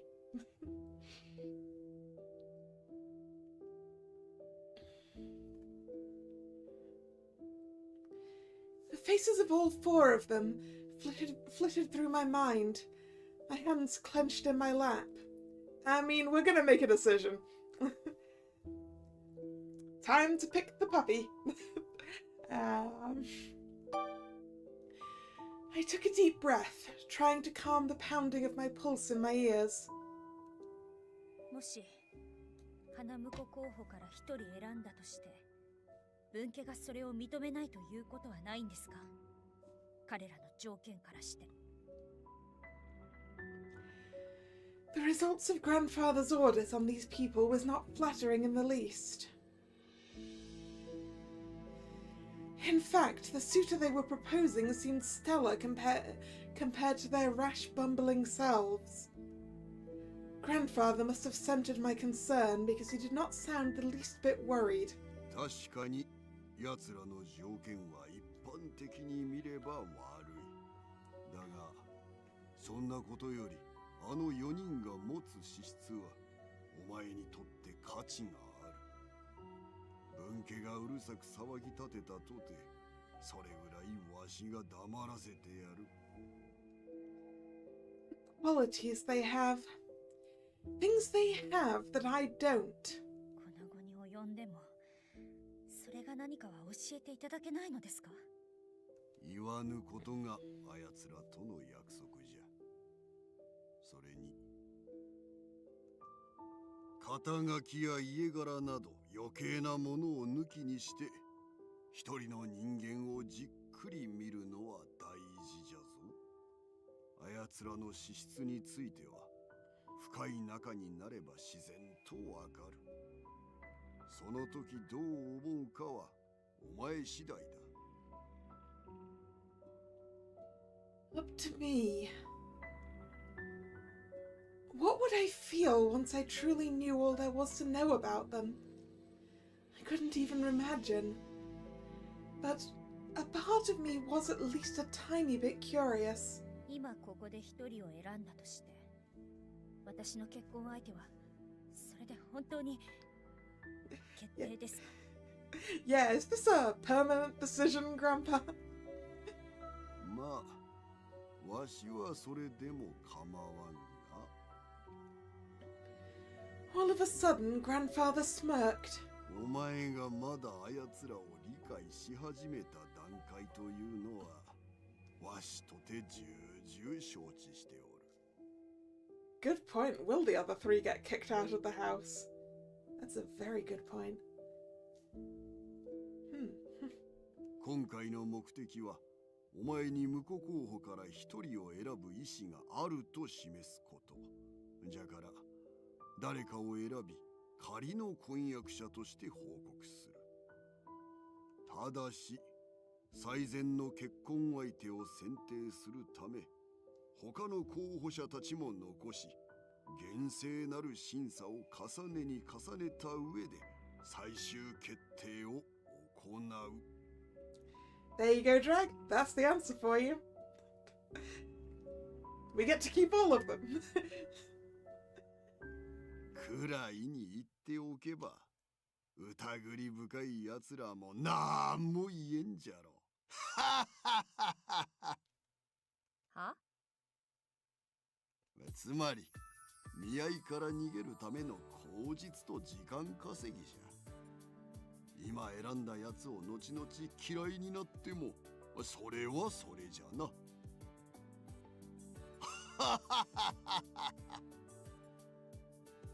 Grandfather's laughter rang out through the room.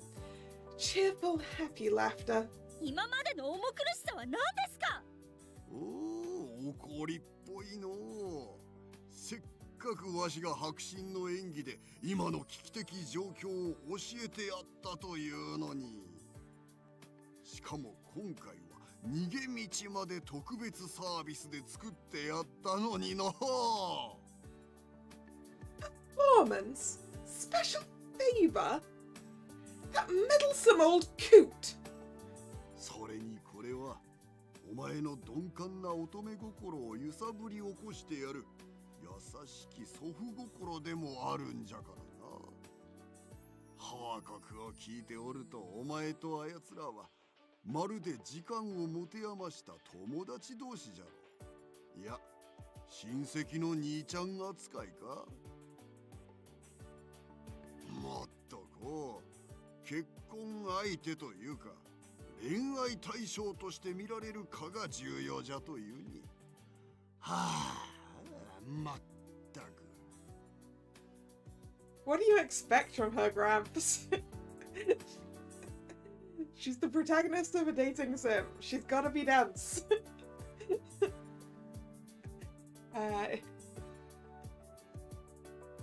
だがまあ、今回一人を選べば恋愛対象として嫌でも考えるようになるじゃろ。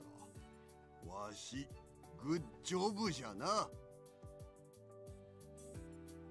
Grandfather nodded, looking entirely too self-satisfied. I felt a vein by my temple begin to throb. 春日、はい。いつもどんな報告を？ありのままを。The traitor!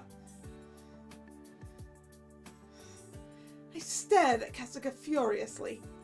Grandfather, however, was growing impatient. He smirked at me. おれ、早く仮の花婿を決めんか。おれ、おれ、おれ、おれ。Temporary boyfriend sounds like an Aramora thing. ちょっと待ってください。こういうのはフィーリングじゃからな。思いついたやつの名前を言えばいいんじゃ。ほれほれほれ。Ah! My thoughts spun. The first face I saw in the storm was... Well, we're going for Nayata, I'm pretty sure. I mean, mostly, it's absolutely the fuck not Ichia. I kind of like Tiger, but he didn't win his Barricade mod. And absolutely, utterly not Shion. So Nayata it is.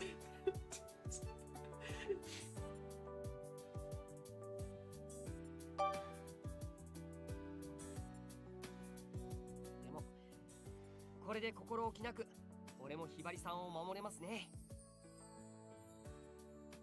俺のことはこのお守りが守ってくれるんで、その分俺はひばりさんを守ることに集中できるなって。なんでですか。信じてくださいよ。俺結構強いし、いつでも頼ってくれていいですから。We kind of only gave Nayata a chance to win. I'm pretty sure I answered all of those choices as I felt about it. I think.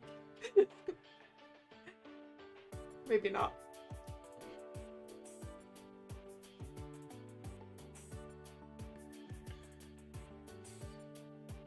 なゆたくんにします。ものすごい問題児で注意力散漫だけど一生懸命だし、私を裏切ることだけはなさそうだし、子犬好きだし。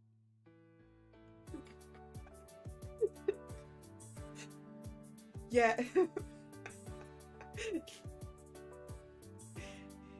He tries, and he wouldn't betray me. He's a loyal puppy.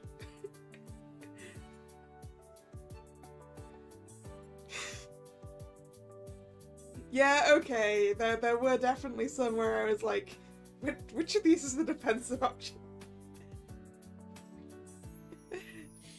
Yeah, you're right.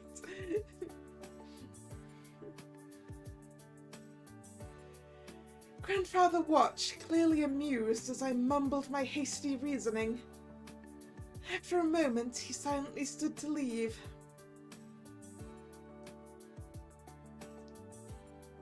では、そのように分家筋には伝えておく。春日、あとは頼むぞ。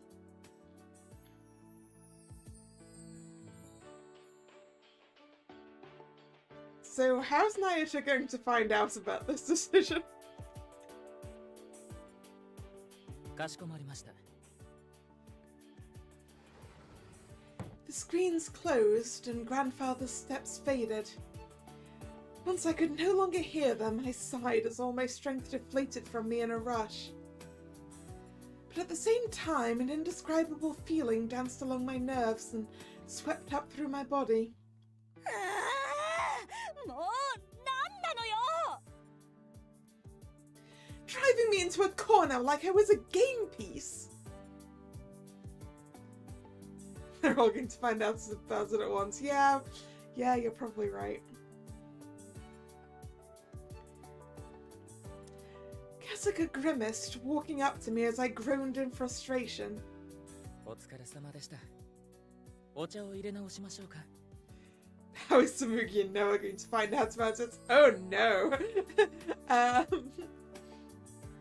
より風に当たりたい。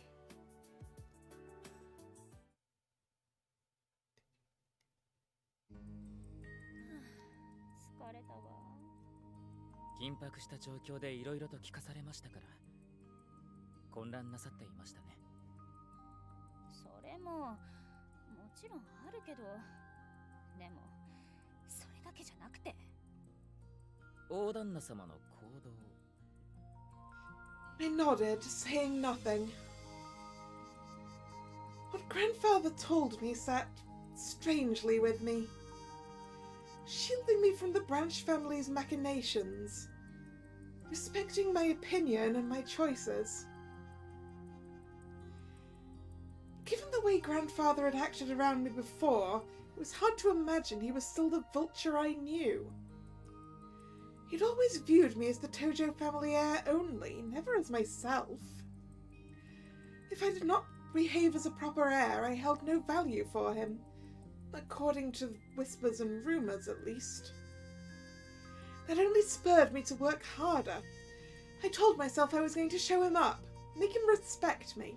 花婿候補たちのことだって何か企みがあるとは思ってたけど。 But the fact he chose them to protect me. これじゃあまるで孫を可愛がる祖父じゃない？もうクソじじいのくせにどういうことよ！ I glanced at Kasuga, miffed at the part he played. He said nothing, pointedly not looking in my direction. 春日だっておじい様が私のことを跡取りとしか思ってないって知ってるでしょ？見返そうって励ましてくれたのは春日だものね。なのにどうして？ひばり様、人の真意はどんなに推し量ったところで本人にしかわかりません。それより今はもっと考えるべき問題があるはずです。そうね。クソじじいの腹の内なんて考えたって仕方ないわ。今はこれからのことを考えなくちゃ。仮とはいえ婚約者を選んだわけだし。ええ、そのことについてなんですが、いくつか注意していただきたい点がございます。 This is going to change things, isn't it? Is Nayata going to be allowed up to the top floor now? Is that what's going to happen? まず一つ目は、仮の婚約者を決めたことは花婿候補の皆様にはご内密に。Wait, we're not telling them? 選ばれなかった方々が早々に切り上げて別邸を出ていく可能性が高いので、ひばり様が心移りされないとも限りませんから、他の方々もキープされておいた方がよろしいかと。 Don't tell any of them in case you change your mind. 心移りとかキープとか。事実ですので。それからもう一つ。 Maybe we do need advice from Aramura.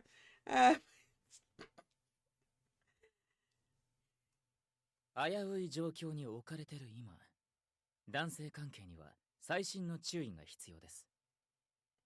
ですから、通りすがりの男とカフェに入るような行動は問題外です。No! He knows! He knows about the secret, dude! Kasuga's warning was disturbingly detailed. I felt a cold bead of sweat drip down my spine. 何の話？カズと名乗る男のことですよ。What? How? The only person I told about him was Arimura, and she helped me build an alibi to see him. But I never mentioned his name even to her. But somehow... そんなに驚かれるとは、私も見くびられたものですね。ですが、私も驚かされましたよ。まさか、私に隠し事をするなんて。Kasuga's voice was quiet and his face expressionless. He was livid. His gaze was so cold I had to suppress a shiver. Desperately, I tried to make my trembling lips move. あのね、事情があって、それにカズさんはすごくいい人。人柄は問題ではありません。問題なのは、花婿候補ではない男と密会しているという事実。もし分家にそのことを知られれば、必ず隙をつかれます。大旦那様の行いがすべて無になることをお忘れなく。Well, the Branch families are clearly very, very, set back in the times. I can have male friends. Nothing wrong with that. よろしいですね。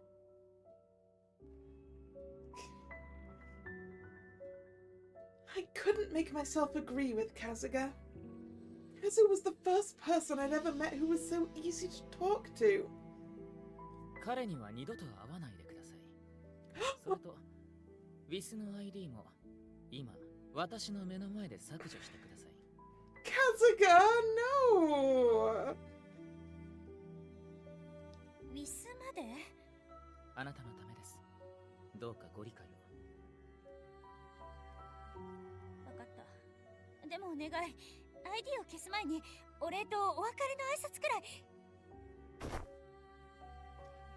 Before I could finish my sentence, Kasuga tugged my phone out of my hands and... どうぞ。Contact deleted. 諦めが肝心です。そんな、いきなり連絡を断ち切るなんて失礼すぎるじゃない。He'd given me so much advice on so many things, and he'd treated me to pancakes too. I hadn't done anything at all for him in return. このご時世、SNS の寂しいつながりが途切れることはよくありますよ。安心して元気を出してください。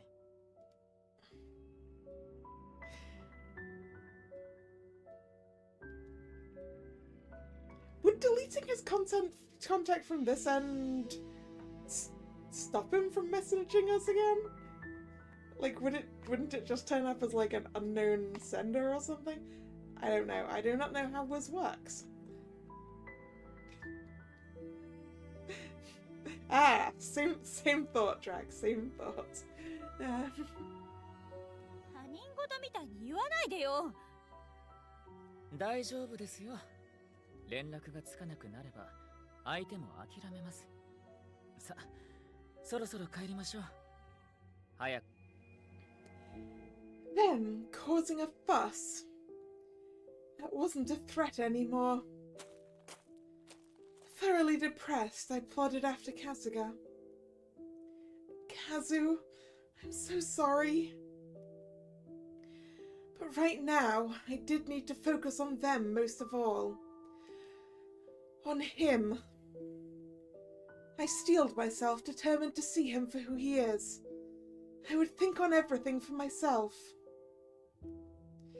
I certainly had no shortage of questions to ponder. Drag, I don't think Arimura could deliver a message because she doesn't...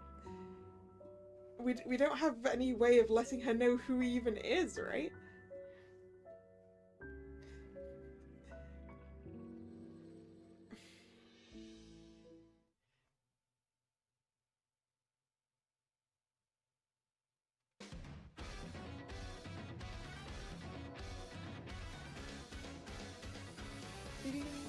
Naota 2 is now open. And we will get into that once I've gone and got myself some more water. I will be right back.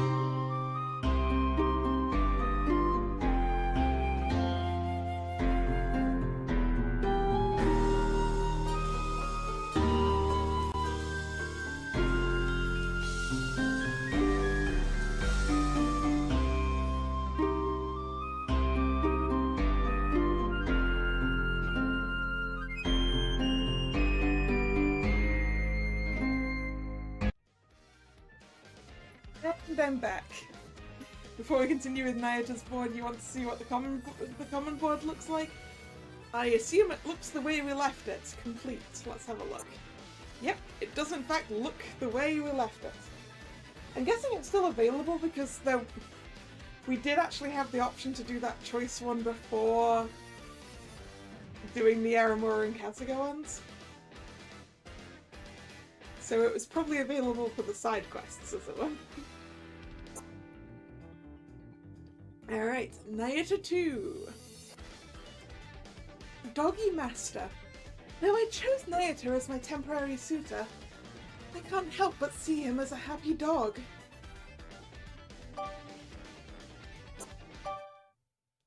おはようございます、ひばりさん。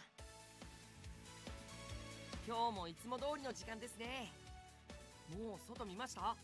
今日もいい天気ですよ。おはよう、ナイタくん。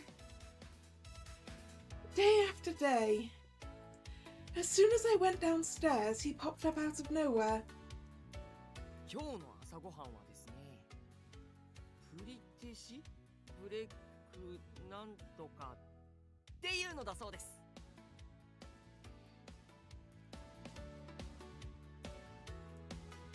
Is my breakfast a full English night? なんか卵とかベーコンがバーン、盛り付けがドンって感じの、とにかく美味しそうなやつでした。That would be a yes. British was what you were trying to go with, right?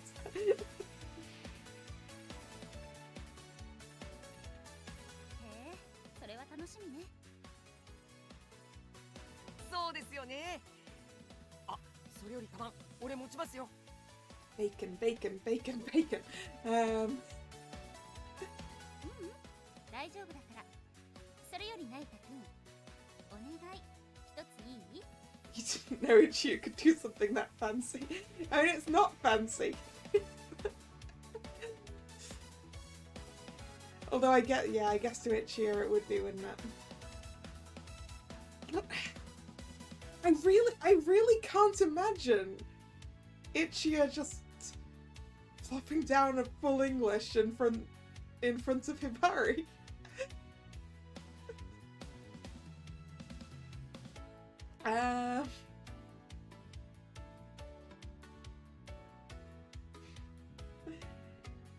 Although maybe it seems fancier to people who don't live here.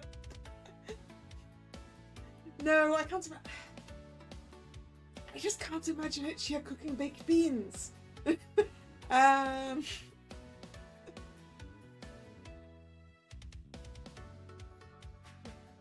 願い？はい、なんでしょう？先にダイニングへ行って待機してて。わかりました。八神那由他、ダイニングで待機してます。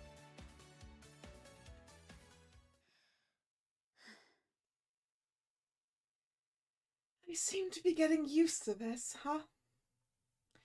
That Nayata. I didn't know whether it was his excess energy or strong determination. Well, whatever it was, it gave me a really hard time, but I was finally beginning to get a handle on it. As it turned out, Tiger was right. Now that he's pointed it out, it's all I can see when I look at Nayata. Even though he's my fiancé, but that's just a facade anyway. Because a few days ago, Grandfather forced me to decide on a temporary fiancé, so I chose Nayata. それならひばりさんを守りたいです。俺の一番はいつでもひばりさんなんです。ぶっちぎりでダントツでずば抜けて一番です。俺のことはこのお守りが守ってくれるんで、その分俺はひばりさんを守ることに集中できるなって。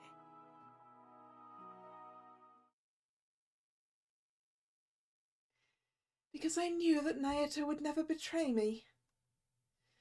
Even though he caused a lot of problems, he always thought about me and put me first. No matter what, he did everything earnestly and honestly.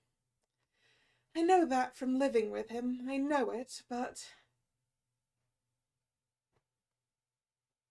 報告を聞いておると、お前とあやつらはまるで時間を持て余した友達同士じゃろう。いや、親戚の兄ちゃん扱いか。だがまあ、今回一人を選べば恋愛対象として嫌でも考えるようになるじゃろ。わし、グッジョブじゃな。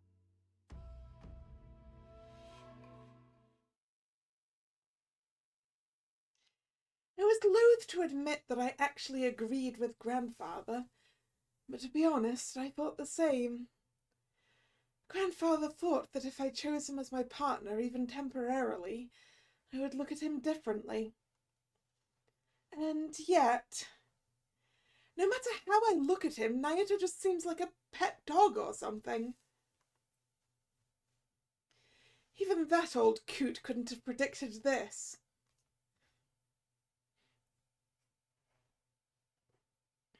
おはよう。あ、ひばりさんだ。ひばりさんが来ましたよ。Nayata, ever the faithful dog, was waiting for me as instructed. He shouted cheerfully when I entered the dining room. ああ、じゃあ。おはよう、ひばりちゃん。ひばりさん、おはよう。まるで君の息吹のように爽やかな朝だね。ええ、そうね。I replied without paying him much mind and sat down at my usual spot at the table. As I did, Ichio served me breakfast without delay. Poached eggs with toast, baked beans, tomatoes. I take it back, there is in fact baked beans on this plate.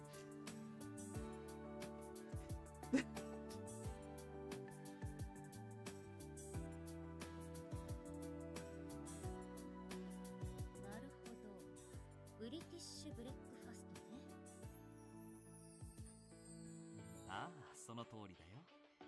さらに、今日はとっておきのモーニングティーも用意してあるんだ。Is it English breakfast tea? Ichia, because that would be the most appropriate one. これは実に繊細な茶葉でね。カップへの注ぎ方一つで風味が台無しになってしまう。So it's not English breakfast tea.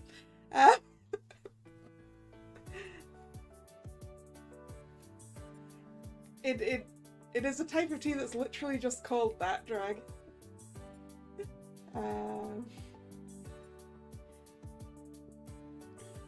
It's not quite generic tea, but I'm not sure what actually makes it different.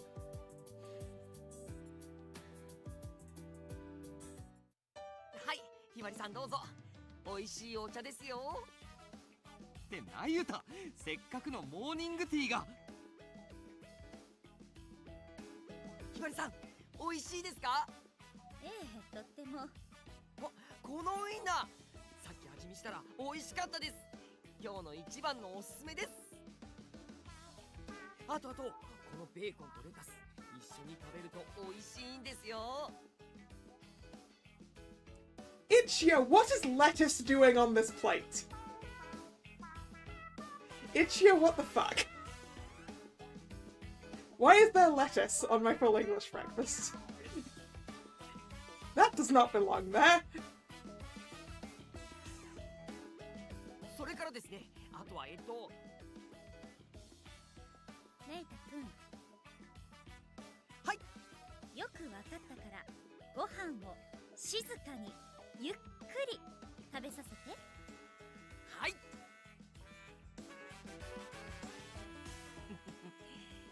朝もひばりさんといっぱいおしゃべりできました。Yeah, the things that should be on that plate are bacon, eggs, some form of toast, bacon, sausage, some form of eggs, some form of toast. Tomato and baked beans, though I don't eat those those parts. They can leave. And black pudding. Not everywhere does the black pudding, but it's important.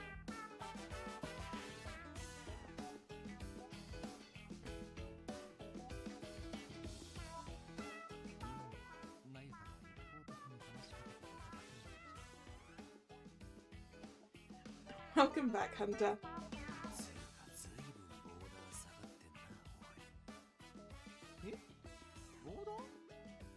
何のですか？なゆたはひばりちゃんの話し相手になりたかったのってこと？ああ、そうでした。俺全然ひばりさんの役に立ってない。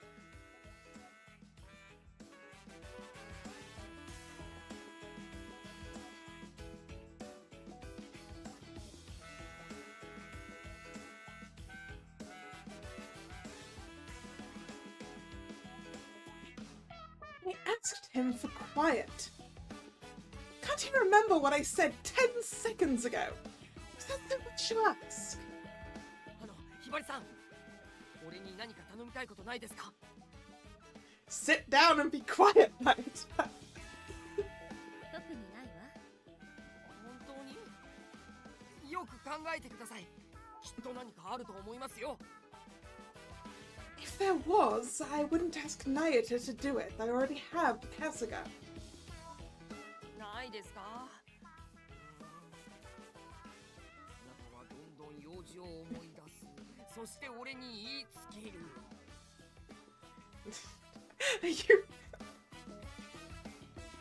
You're trying to hypnotize Nayata. Is he trying to hypnotize me?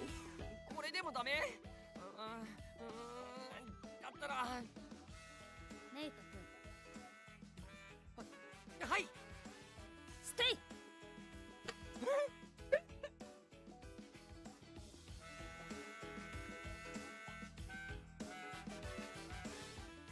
ごちそうさま。それじゃ行ってくるから。しつけがうまくなる。綺麗なお世話。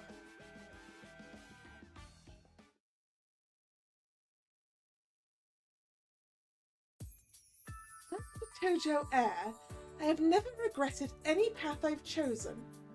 Until today. Maybe choosing him was a mistake. Under the clear autumn sky, I felt anxiety begin to descend upon my mind like a looming dark cloud.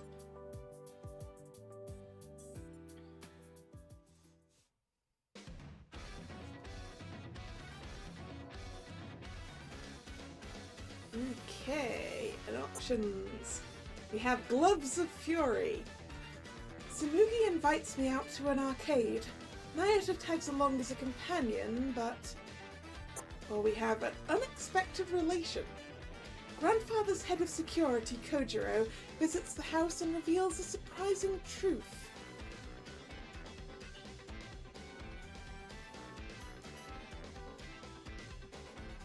Are we going to have a Christmas Eve with Nayata?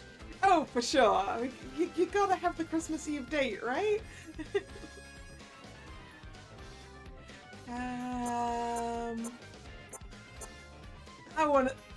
I wanna hang out with Tsumugi. I mean, we're gonna do both of them anyway, but Tsumugi first. One weekend. Strangely enough, everyone was out that day, so I sat and watched TV in the living room alone. Hmm?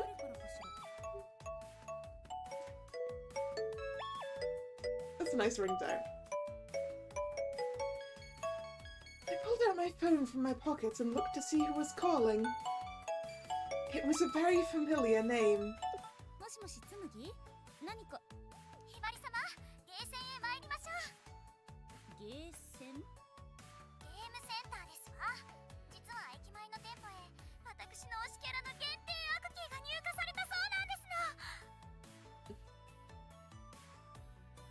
I See, it's time to feed money into the crane game, is it, Sumiki? アクリルキーホルダーですわ。あの店舗限定の。はあ、なるほど。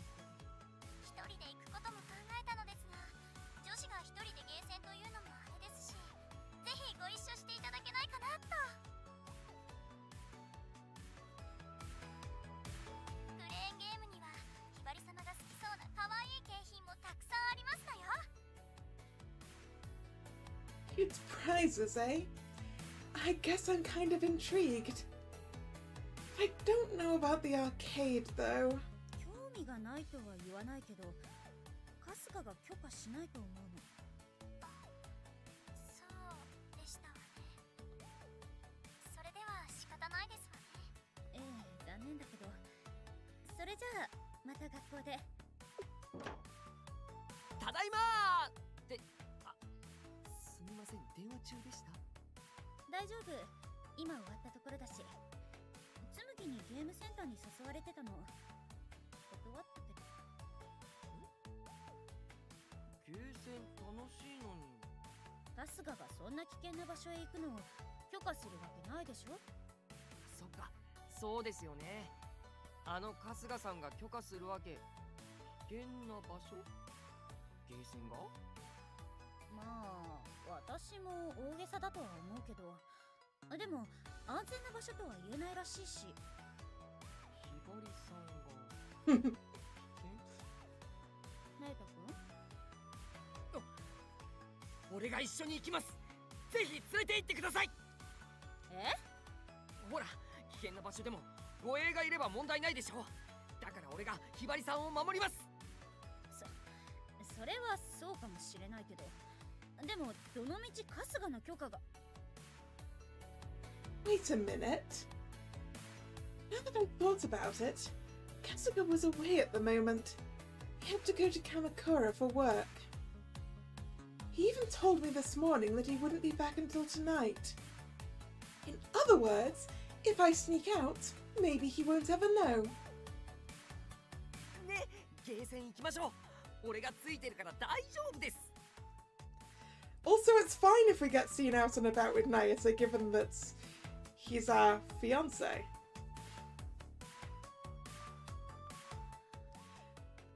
ちょっとだけなら。Time was of the essence, so we had to get a move on. Nayasha and I managed to arrive at the arcade several minutes later. We met up with Tsumugi, who was waiting for us. It was the first time in my life that I'd ever stepped foot in this kind of place.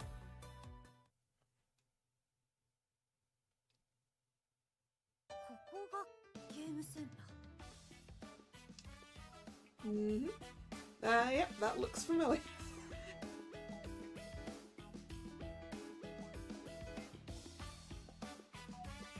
What does it say on those ones?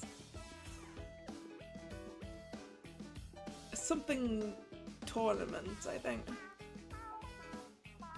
Hard to read. I looked around in amazement how lively and fun it was. ここ広いですね。お客さんもいっぱいですし。大手のチェーンですので。それでルイの靴は。これですわ。ついに巡り会えた。つむぎはクレーンゲーム得意なの？いいえ、特には普通ですわね。大丈夫なんですか？つむぎさんのお目当てってこれですよね。だいぶ下の方に潜ってますけど。もうお二人とも何をおっしゃってますの？違いますわよ。Yeah, it wouldn't be any fun if it was easy. You didn't expect Gothy Lolly Tsumugi. I think this is just her casual outfit. with some great big quotation marks around casual.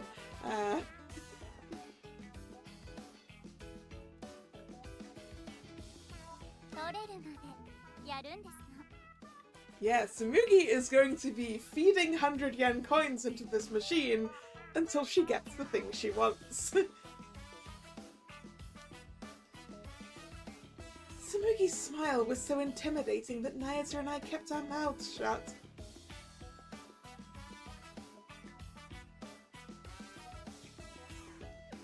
True to her word, Tsumugi put several thousand yen into the machine until she got what she wanted. Though she did have to flirt with an employee once to get him to set up the claw's position just right. Tsumugi, you don't need to flirt for that. You just need to put a lot of money in there and look sad.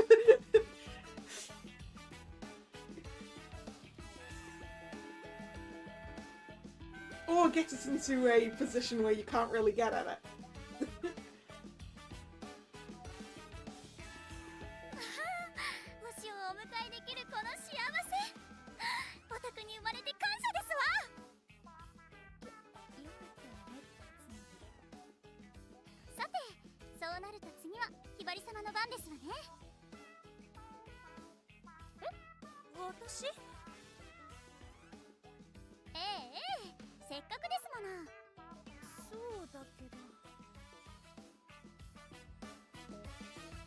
I had no idea where anything was.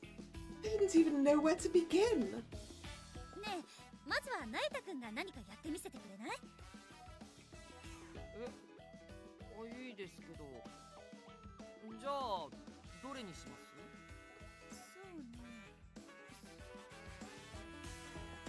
I looked around the arcade again. I was interested in the claw machines, but if Nayata was going to try a game, I'd prefer it to involve physical activity. Aha!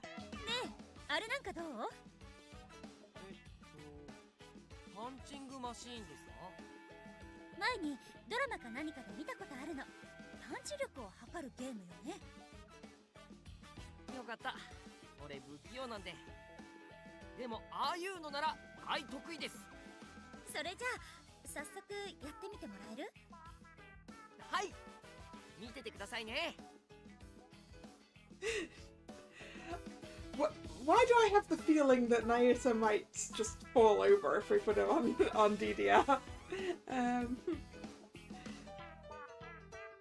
Although he could be very good at it, who knows? But the punch bag one is very appropriate.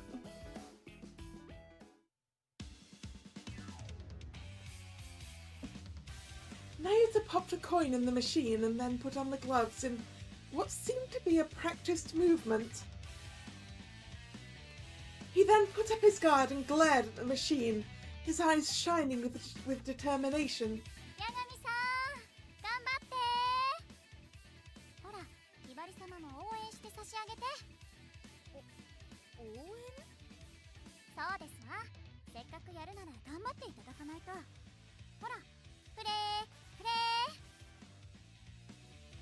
Tsumugi wasn't letting me off the hook, so I shouted to Nayata,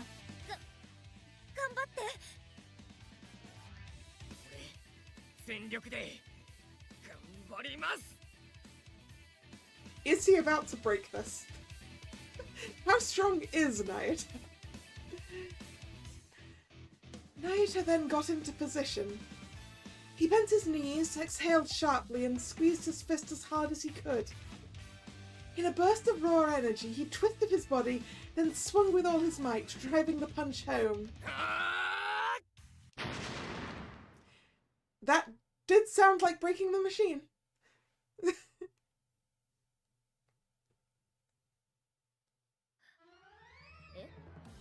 Look at them.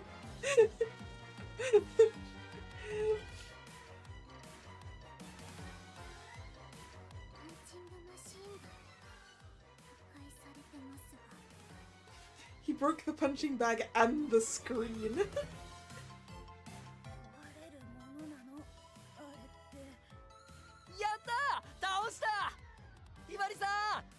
ましたか?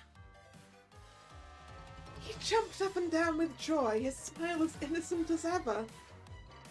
That innocence terrified me. An attendant rushed over upon hearing the explosive sound. He was speechless at the sight of the unrecognizable machine. I managed to send a text, though I was still stunned by the spectacle. Kasuga, help! Are we banned from the arcade? After all that, Kasuga raced over just before the employee could call the police. It was around dusk when the manager accepted our apology and offered to pay for the damage. Ultimately, we were able to settle the matter because of my family's influence.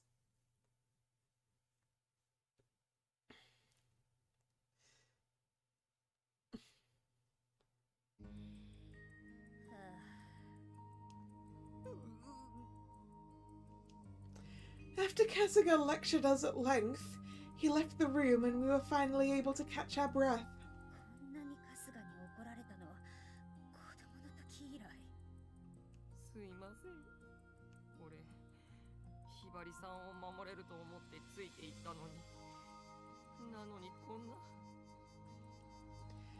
Nayuta's shoulders sagged as if Kasuga's lecture had really got to him. Seeing him like that, I said, Man, I have to think about what's going to give him weapons now, don't I? Oh, man.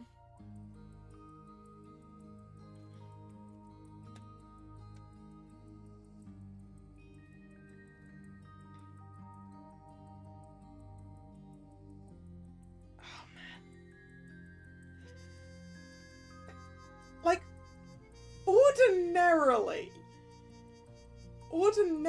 for a positive one, I would go with the top one. However, this is Nayuta. And potentially the one that sounds more like a command is the right answer. Oh, man.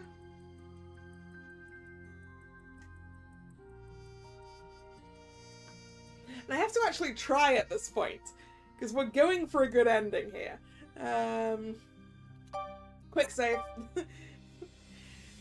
It's time to engage quick save protocol.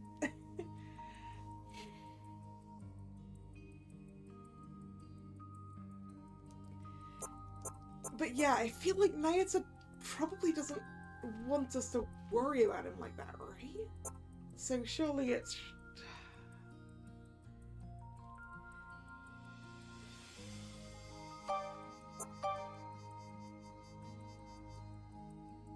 Yeah. No! Nope, that was the wrong one. That was the wrong one. Okay, we do have to... We do have to be nice. We do have to be nice. Okay. Aim for the strongest sword, indeed. Maybe... Yes, this time let's see the strongest sword. Right.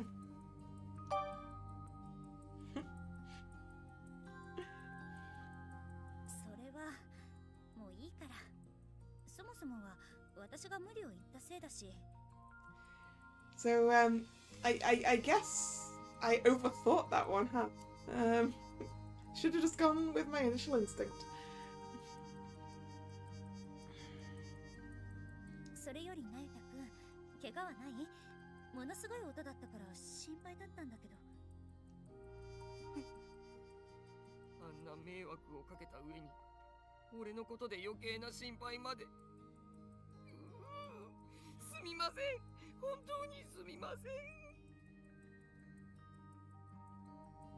wanna give him head pats. It doesn't seem like he injured his hand, but it looks like something else hurts. それにしても、ナユタ君の腕力には驚いたわ。腕一本であんな大きな機械を壊すなんて。ナユタ君、何か格闘技でもやってたの？はい。まあ、いろいろと。空手とか柔道とかボクシングとか、何十種類かは。何十種類も？ね。 Something Nayata has that we don't is strength. Yes, that is true. That is definitely a thing that Nayata has that we don't.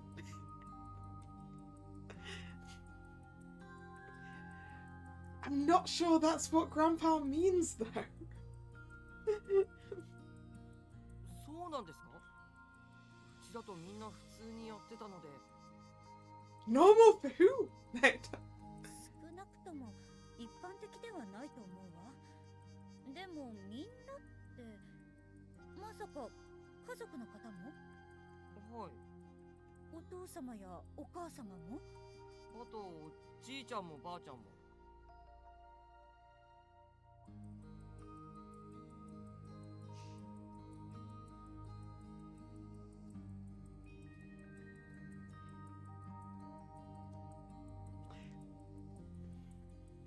Does Nayata have a sister?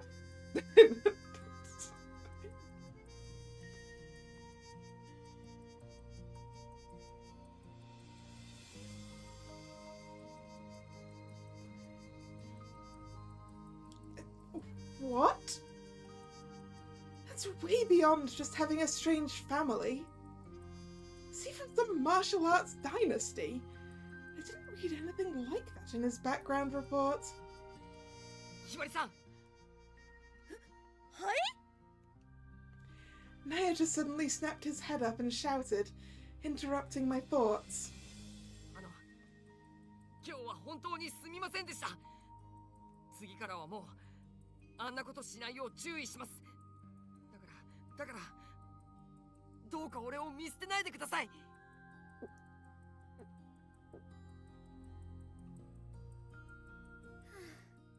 まったくもう大げさなんだから。ひばりさん？見捨てたりなんてしないわ。むしろもし次があったらその時こそはよろしくね。 I patted Nayata on the shoulder to reassure him, and his eyes welled up as if he'd been redeemed. 俺、今度は頑張ります。力だけは自信ありますから、いつでも頼ってください。ええ、それについては今日のことでよくわかったわ。 But when would I ever need to rely on that kind of strength? I couldn't imagine any situation warranting it. The only thing I could think was, I sure hope I'll never find out. And that about summed it up.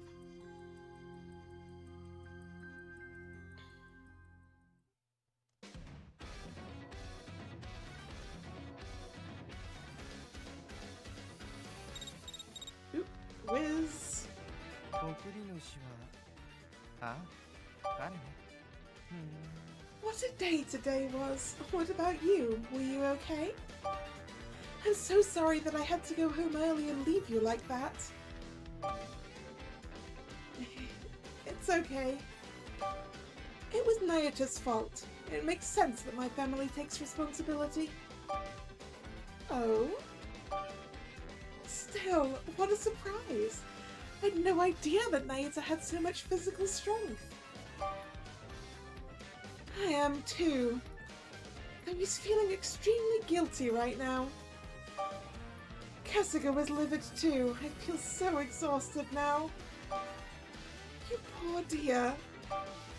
I'll make you feel better tomorrow at school. Don't you worry. No thanks. You're scaring me. Anyway, see you tomorrow. Yeah, do we have anywhere we can put Rabbi now? No? Okay, I guess there will be no more Rabbi. we appear to be done with Rabbi. Alright. Innocent god of destruction. Nayata's unexpectedly drastic act caught me by surprise. Tiger tells me another crazy Nayata story. Well, let's go! Innocent god of destruction.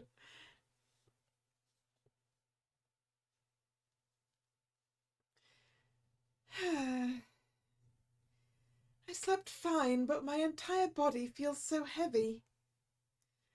I walked into the living room with my head feeling foggy and still tired from yesterday.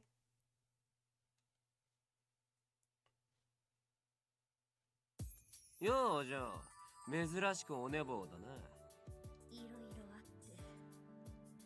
ああ、そうだったな。ま、これでも飲めよ。Tiger handed me a cup of tea that he brewed himself.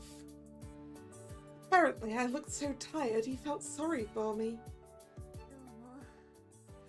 それで今日、ナイタ君は？昨日のゲーセンで壊したマシン。あれ、ナユタの借金に計上されたからな。Oh no! 仕事振ってたぜ。Nayuta's out at work again, huh?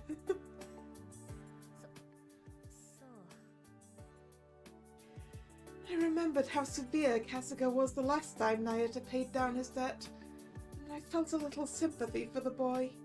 わざとじゃなかったんだし、あんまり厳しくしないように後で言っておかなきゃ。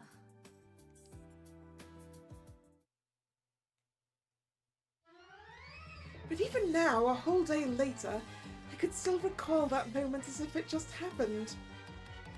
The intense, thunderous sound reverberating through the arcade cabinet with the busted arm, and the sparks shooting out from the game screen. きっと機械も古かったのよ。そうでなきゃあんなこと。じゃあ、気持ちはわかるが、現実逃避しても意味ねえぞ。ナユタのあれは偶然じゃねえし、あいつの破壊神っぷりは今に始まったことじゃねえって話。え？なんつうか、お嬢はナユタのことを室内犬レベルのペット扱いしてるし、俺らもあえて言わなかったんだけどな。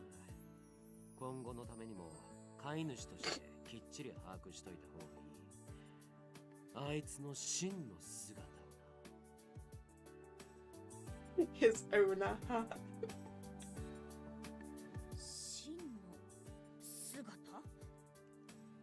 そもそもナユタがゲーセンでマシンを壊したのはあれが初めてじゃねえんだよ。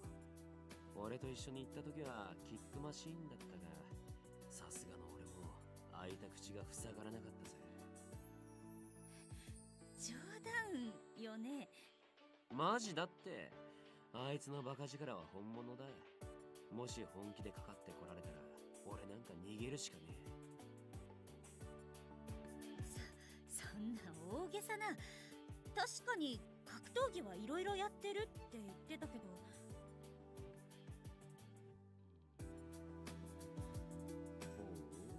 おう、ならこの話を聞いても大げさだって言えるか？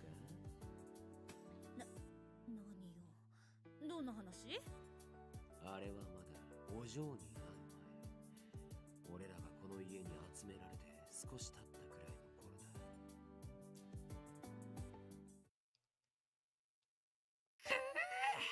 この喉に染み当たる熱い感覚、やっぱ酒はビールに限るよな。ビールとか苦いだけじゃないですか。こっちの甘いお酒の方がいいですよ。さすが執事君、いいワインを揃えてくれてるね。あ、一夜チーズ切って。Welcome back, Nick.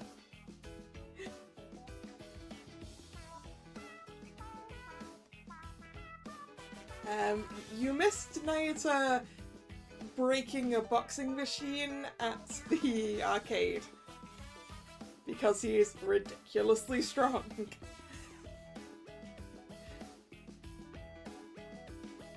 当然のように俺を使わないでくれ。まったく。それにしても少し飲みすぎじゃないか？言っておくけど、俺は男の酔っ払いを解放するつもりはないぞ。分かってますよ。俺まだちょっとしか飲んでないし。え？ちょっとって、そこのボトル開けたのナユタだよね。だよな。ナユタ、お前結構いける口だったんだな。でしょなんか楽しくなってきた。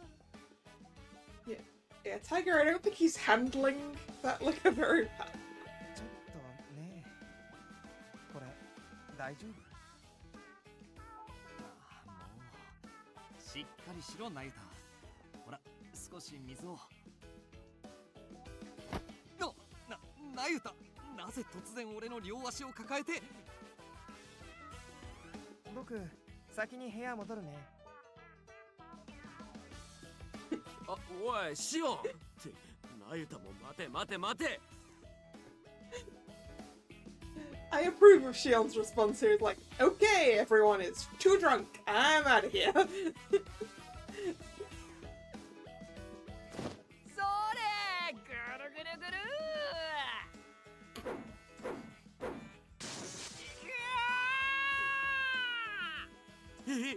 一夜。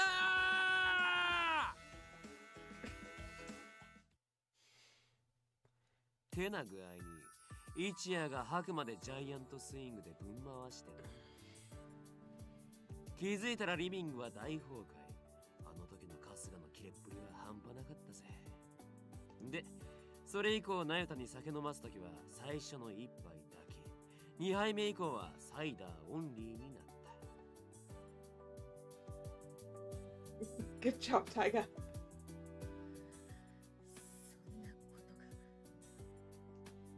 それで次の武勇伝はだ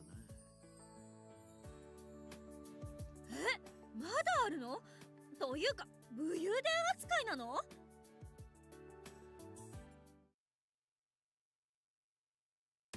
そこだ。ロープに振ってからの必殺ウエスタンラリアート。バカ、そうそう直撃はしねえっての。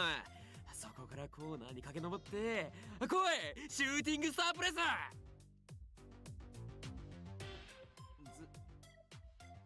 ずいぶん盛り上がってるけど、俺にはプロレスの良さはよくわからないな。あれって技をあえて受けてるんだよね。みんな痛いのが好きなタイプの人たちが。あー、首捕まったか。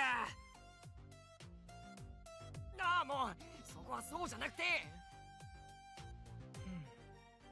僕部屋に戻る。シオン？こうしないと。ほら、こうやってホールドして。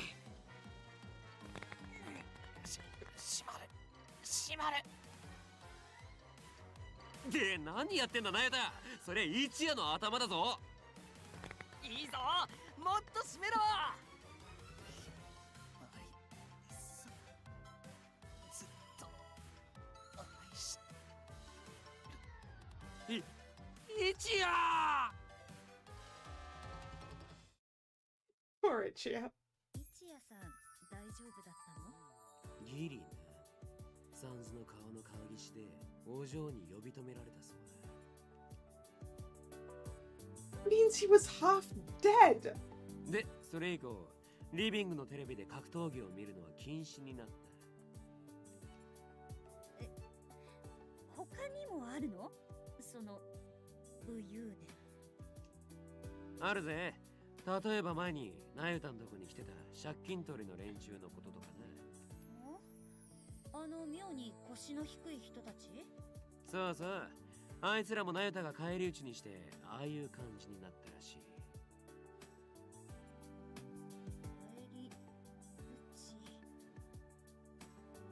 I vaguely remembered those words.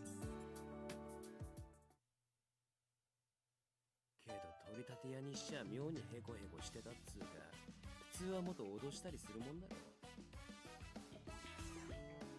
最初はファイティングって感じだったんですよ。組手とかもよくかけられてたし。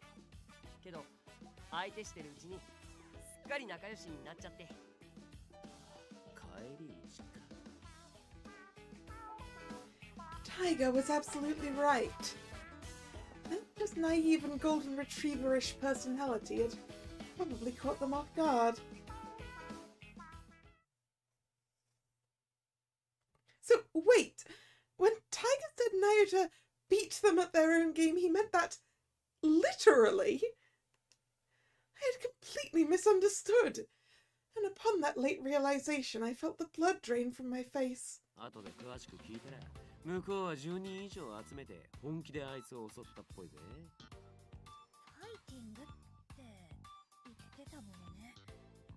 まあ、ナユタはああいうやつだし、いい遊び相手くらいにしか思ってなかったみたいだけどな。仲良し、かっこなえたくんだって言ってたものね。I think Nayata is living his life like a shonen manga. You beat up dudes and then they become your friends.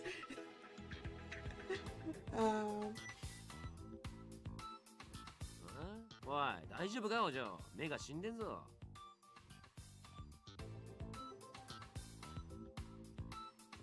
I thought I knew his flaws, like his habit of borrowing money or maybe naturally caused trouble. However, he caused all those problems without any malice, so I figured they were just bound to happen and were beyond anyone's control. But the reality was slightly different. It was true he didn't harbor ill intentions, and maybe the problems were inevitable, but the main issue was he didn't seem to be able to control himself at all. If he makes a mistake one time, it should be logical and be more careful when a similar situation comes around again, no matter if I tell him or not. なえたくんには学習能力ってものがないの？まあ、あいつもバカだしな。そういうとこもあるだろうが。多分な、あいつの場合、壊しちゃダメなものの範囲がめちゃくちゃ狭いんじゃねえか。範囲？例えば、そうだな。お嬢がすげえ大事にしてるものをナユタに絶対壊すなって言ったとする。そうしたら多分、てめえの体張ってでも守ると思うぜ。代わりに他のもん壊したとしてもね。だったら他のものだってちゃんと気をつければ壊さずに済むんじゃないの？ I don't think he can focus on that many things at the same time, Hibari. だからそうじゃねえって。お嬢のものだから守るんであって、それ以外はどうでもいいんだよ。Tiger let out a huge sigh of exasperation. あいつ、基本素直だし、単純だし、扱いやすいようにも見えるけど、もしかしたら誰よりもわがままで、襟好みの激しいやつなのかもな。How am I supposed to react to this? Honestly, it seemed like I needed to seriously reevaluate my impression of Nayata. そんな顔すんなってお嬢。確かに困ったやつではあるけどさ、少なくともお嬢には無害なんだし、深刻になるほどでもねえよ。そんなこと言われても、なえたくんだって私の言うことを何でも聞くわけじゃ。いや、聞くだろう。今のところはそうでも、この先はわからないし。そりゃそうだ。お嬢に選んでもらえなかったら尻尾巻いて出てくしかねえもんな。That's not what I meant. I glared at him, trying to convey that I didn't mean it that way, but Tiger just grinned at me. ま、そんなわけでな。放置しとくと危険極まりねえ犬だから、飼い主としてしっかり責任もだよ。はあ？他の誰にあいつの手綱が握れるんだよ。一夜の命があるうちにしっかり頼むぜ。そんな人事みたいに。人事だからな。俺ちょっと昼寝してくるわ。昼寝ってちょっとねえ。じゃ、健闘を祈っとくぜ。おやすみ。Having said what he wanted to say, Tiger hurried back to his room. Fine, just ditch out whenever you want. I sighed and thought back on our conversation. Is Nayuta selfish? Come to think of it, Shion had said something similar to me before. 僕はナユタはすごくわがままに自分勝手に動いてると思うけど、ナユタは欲しいものにまっすぐだからそれを得るためにすごくわがままな選択をしてるってこと。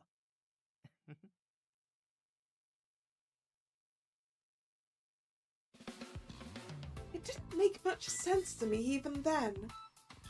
Nanda constantly followed me around, asked for orders, and insisted he wanted to be useful. I couldn't imagine what was so selfish about that behavior, but... タイガさんにシオンさん、二人がそういうのならそうなのかもしれない。 There was still a lot of things about Naita that I didn't know. I'm sure getting to know him would fill in some gaps. Though I'm not sure this is exactly what Grandfather had in mind when he made me choose a fiancé. I'll have to keep a closer eye on Naita from now on. It wasn't the first time I'd thought that.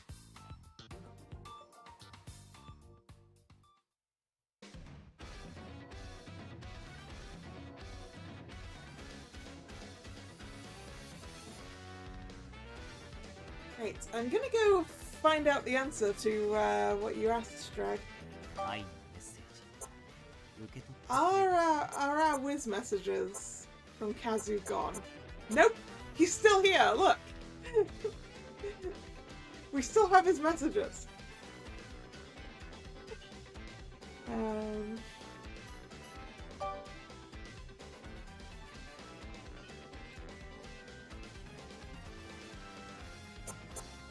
Right. Given the time, starting another space doesn't seem like the right idea, so I am going to call it here.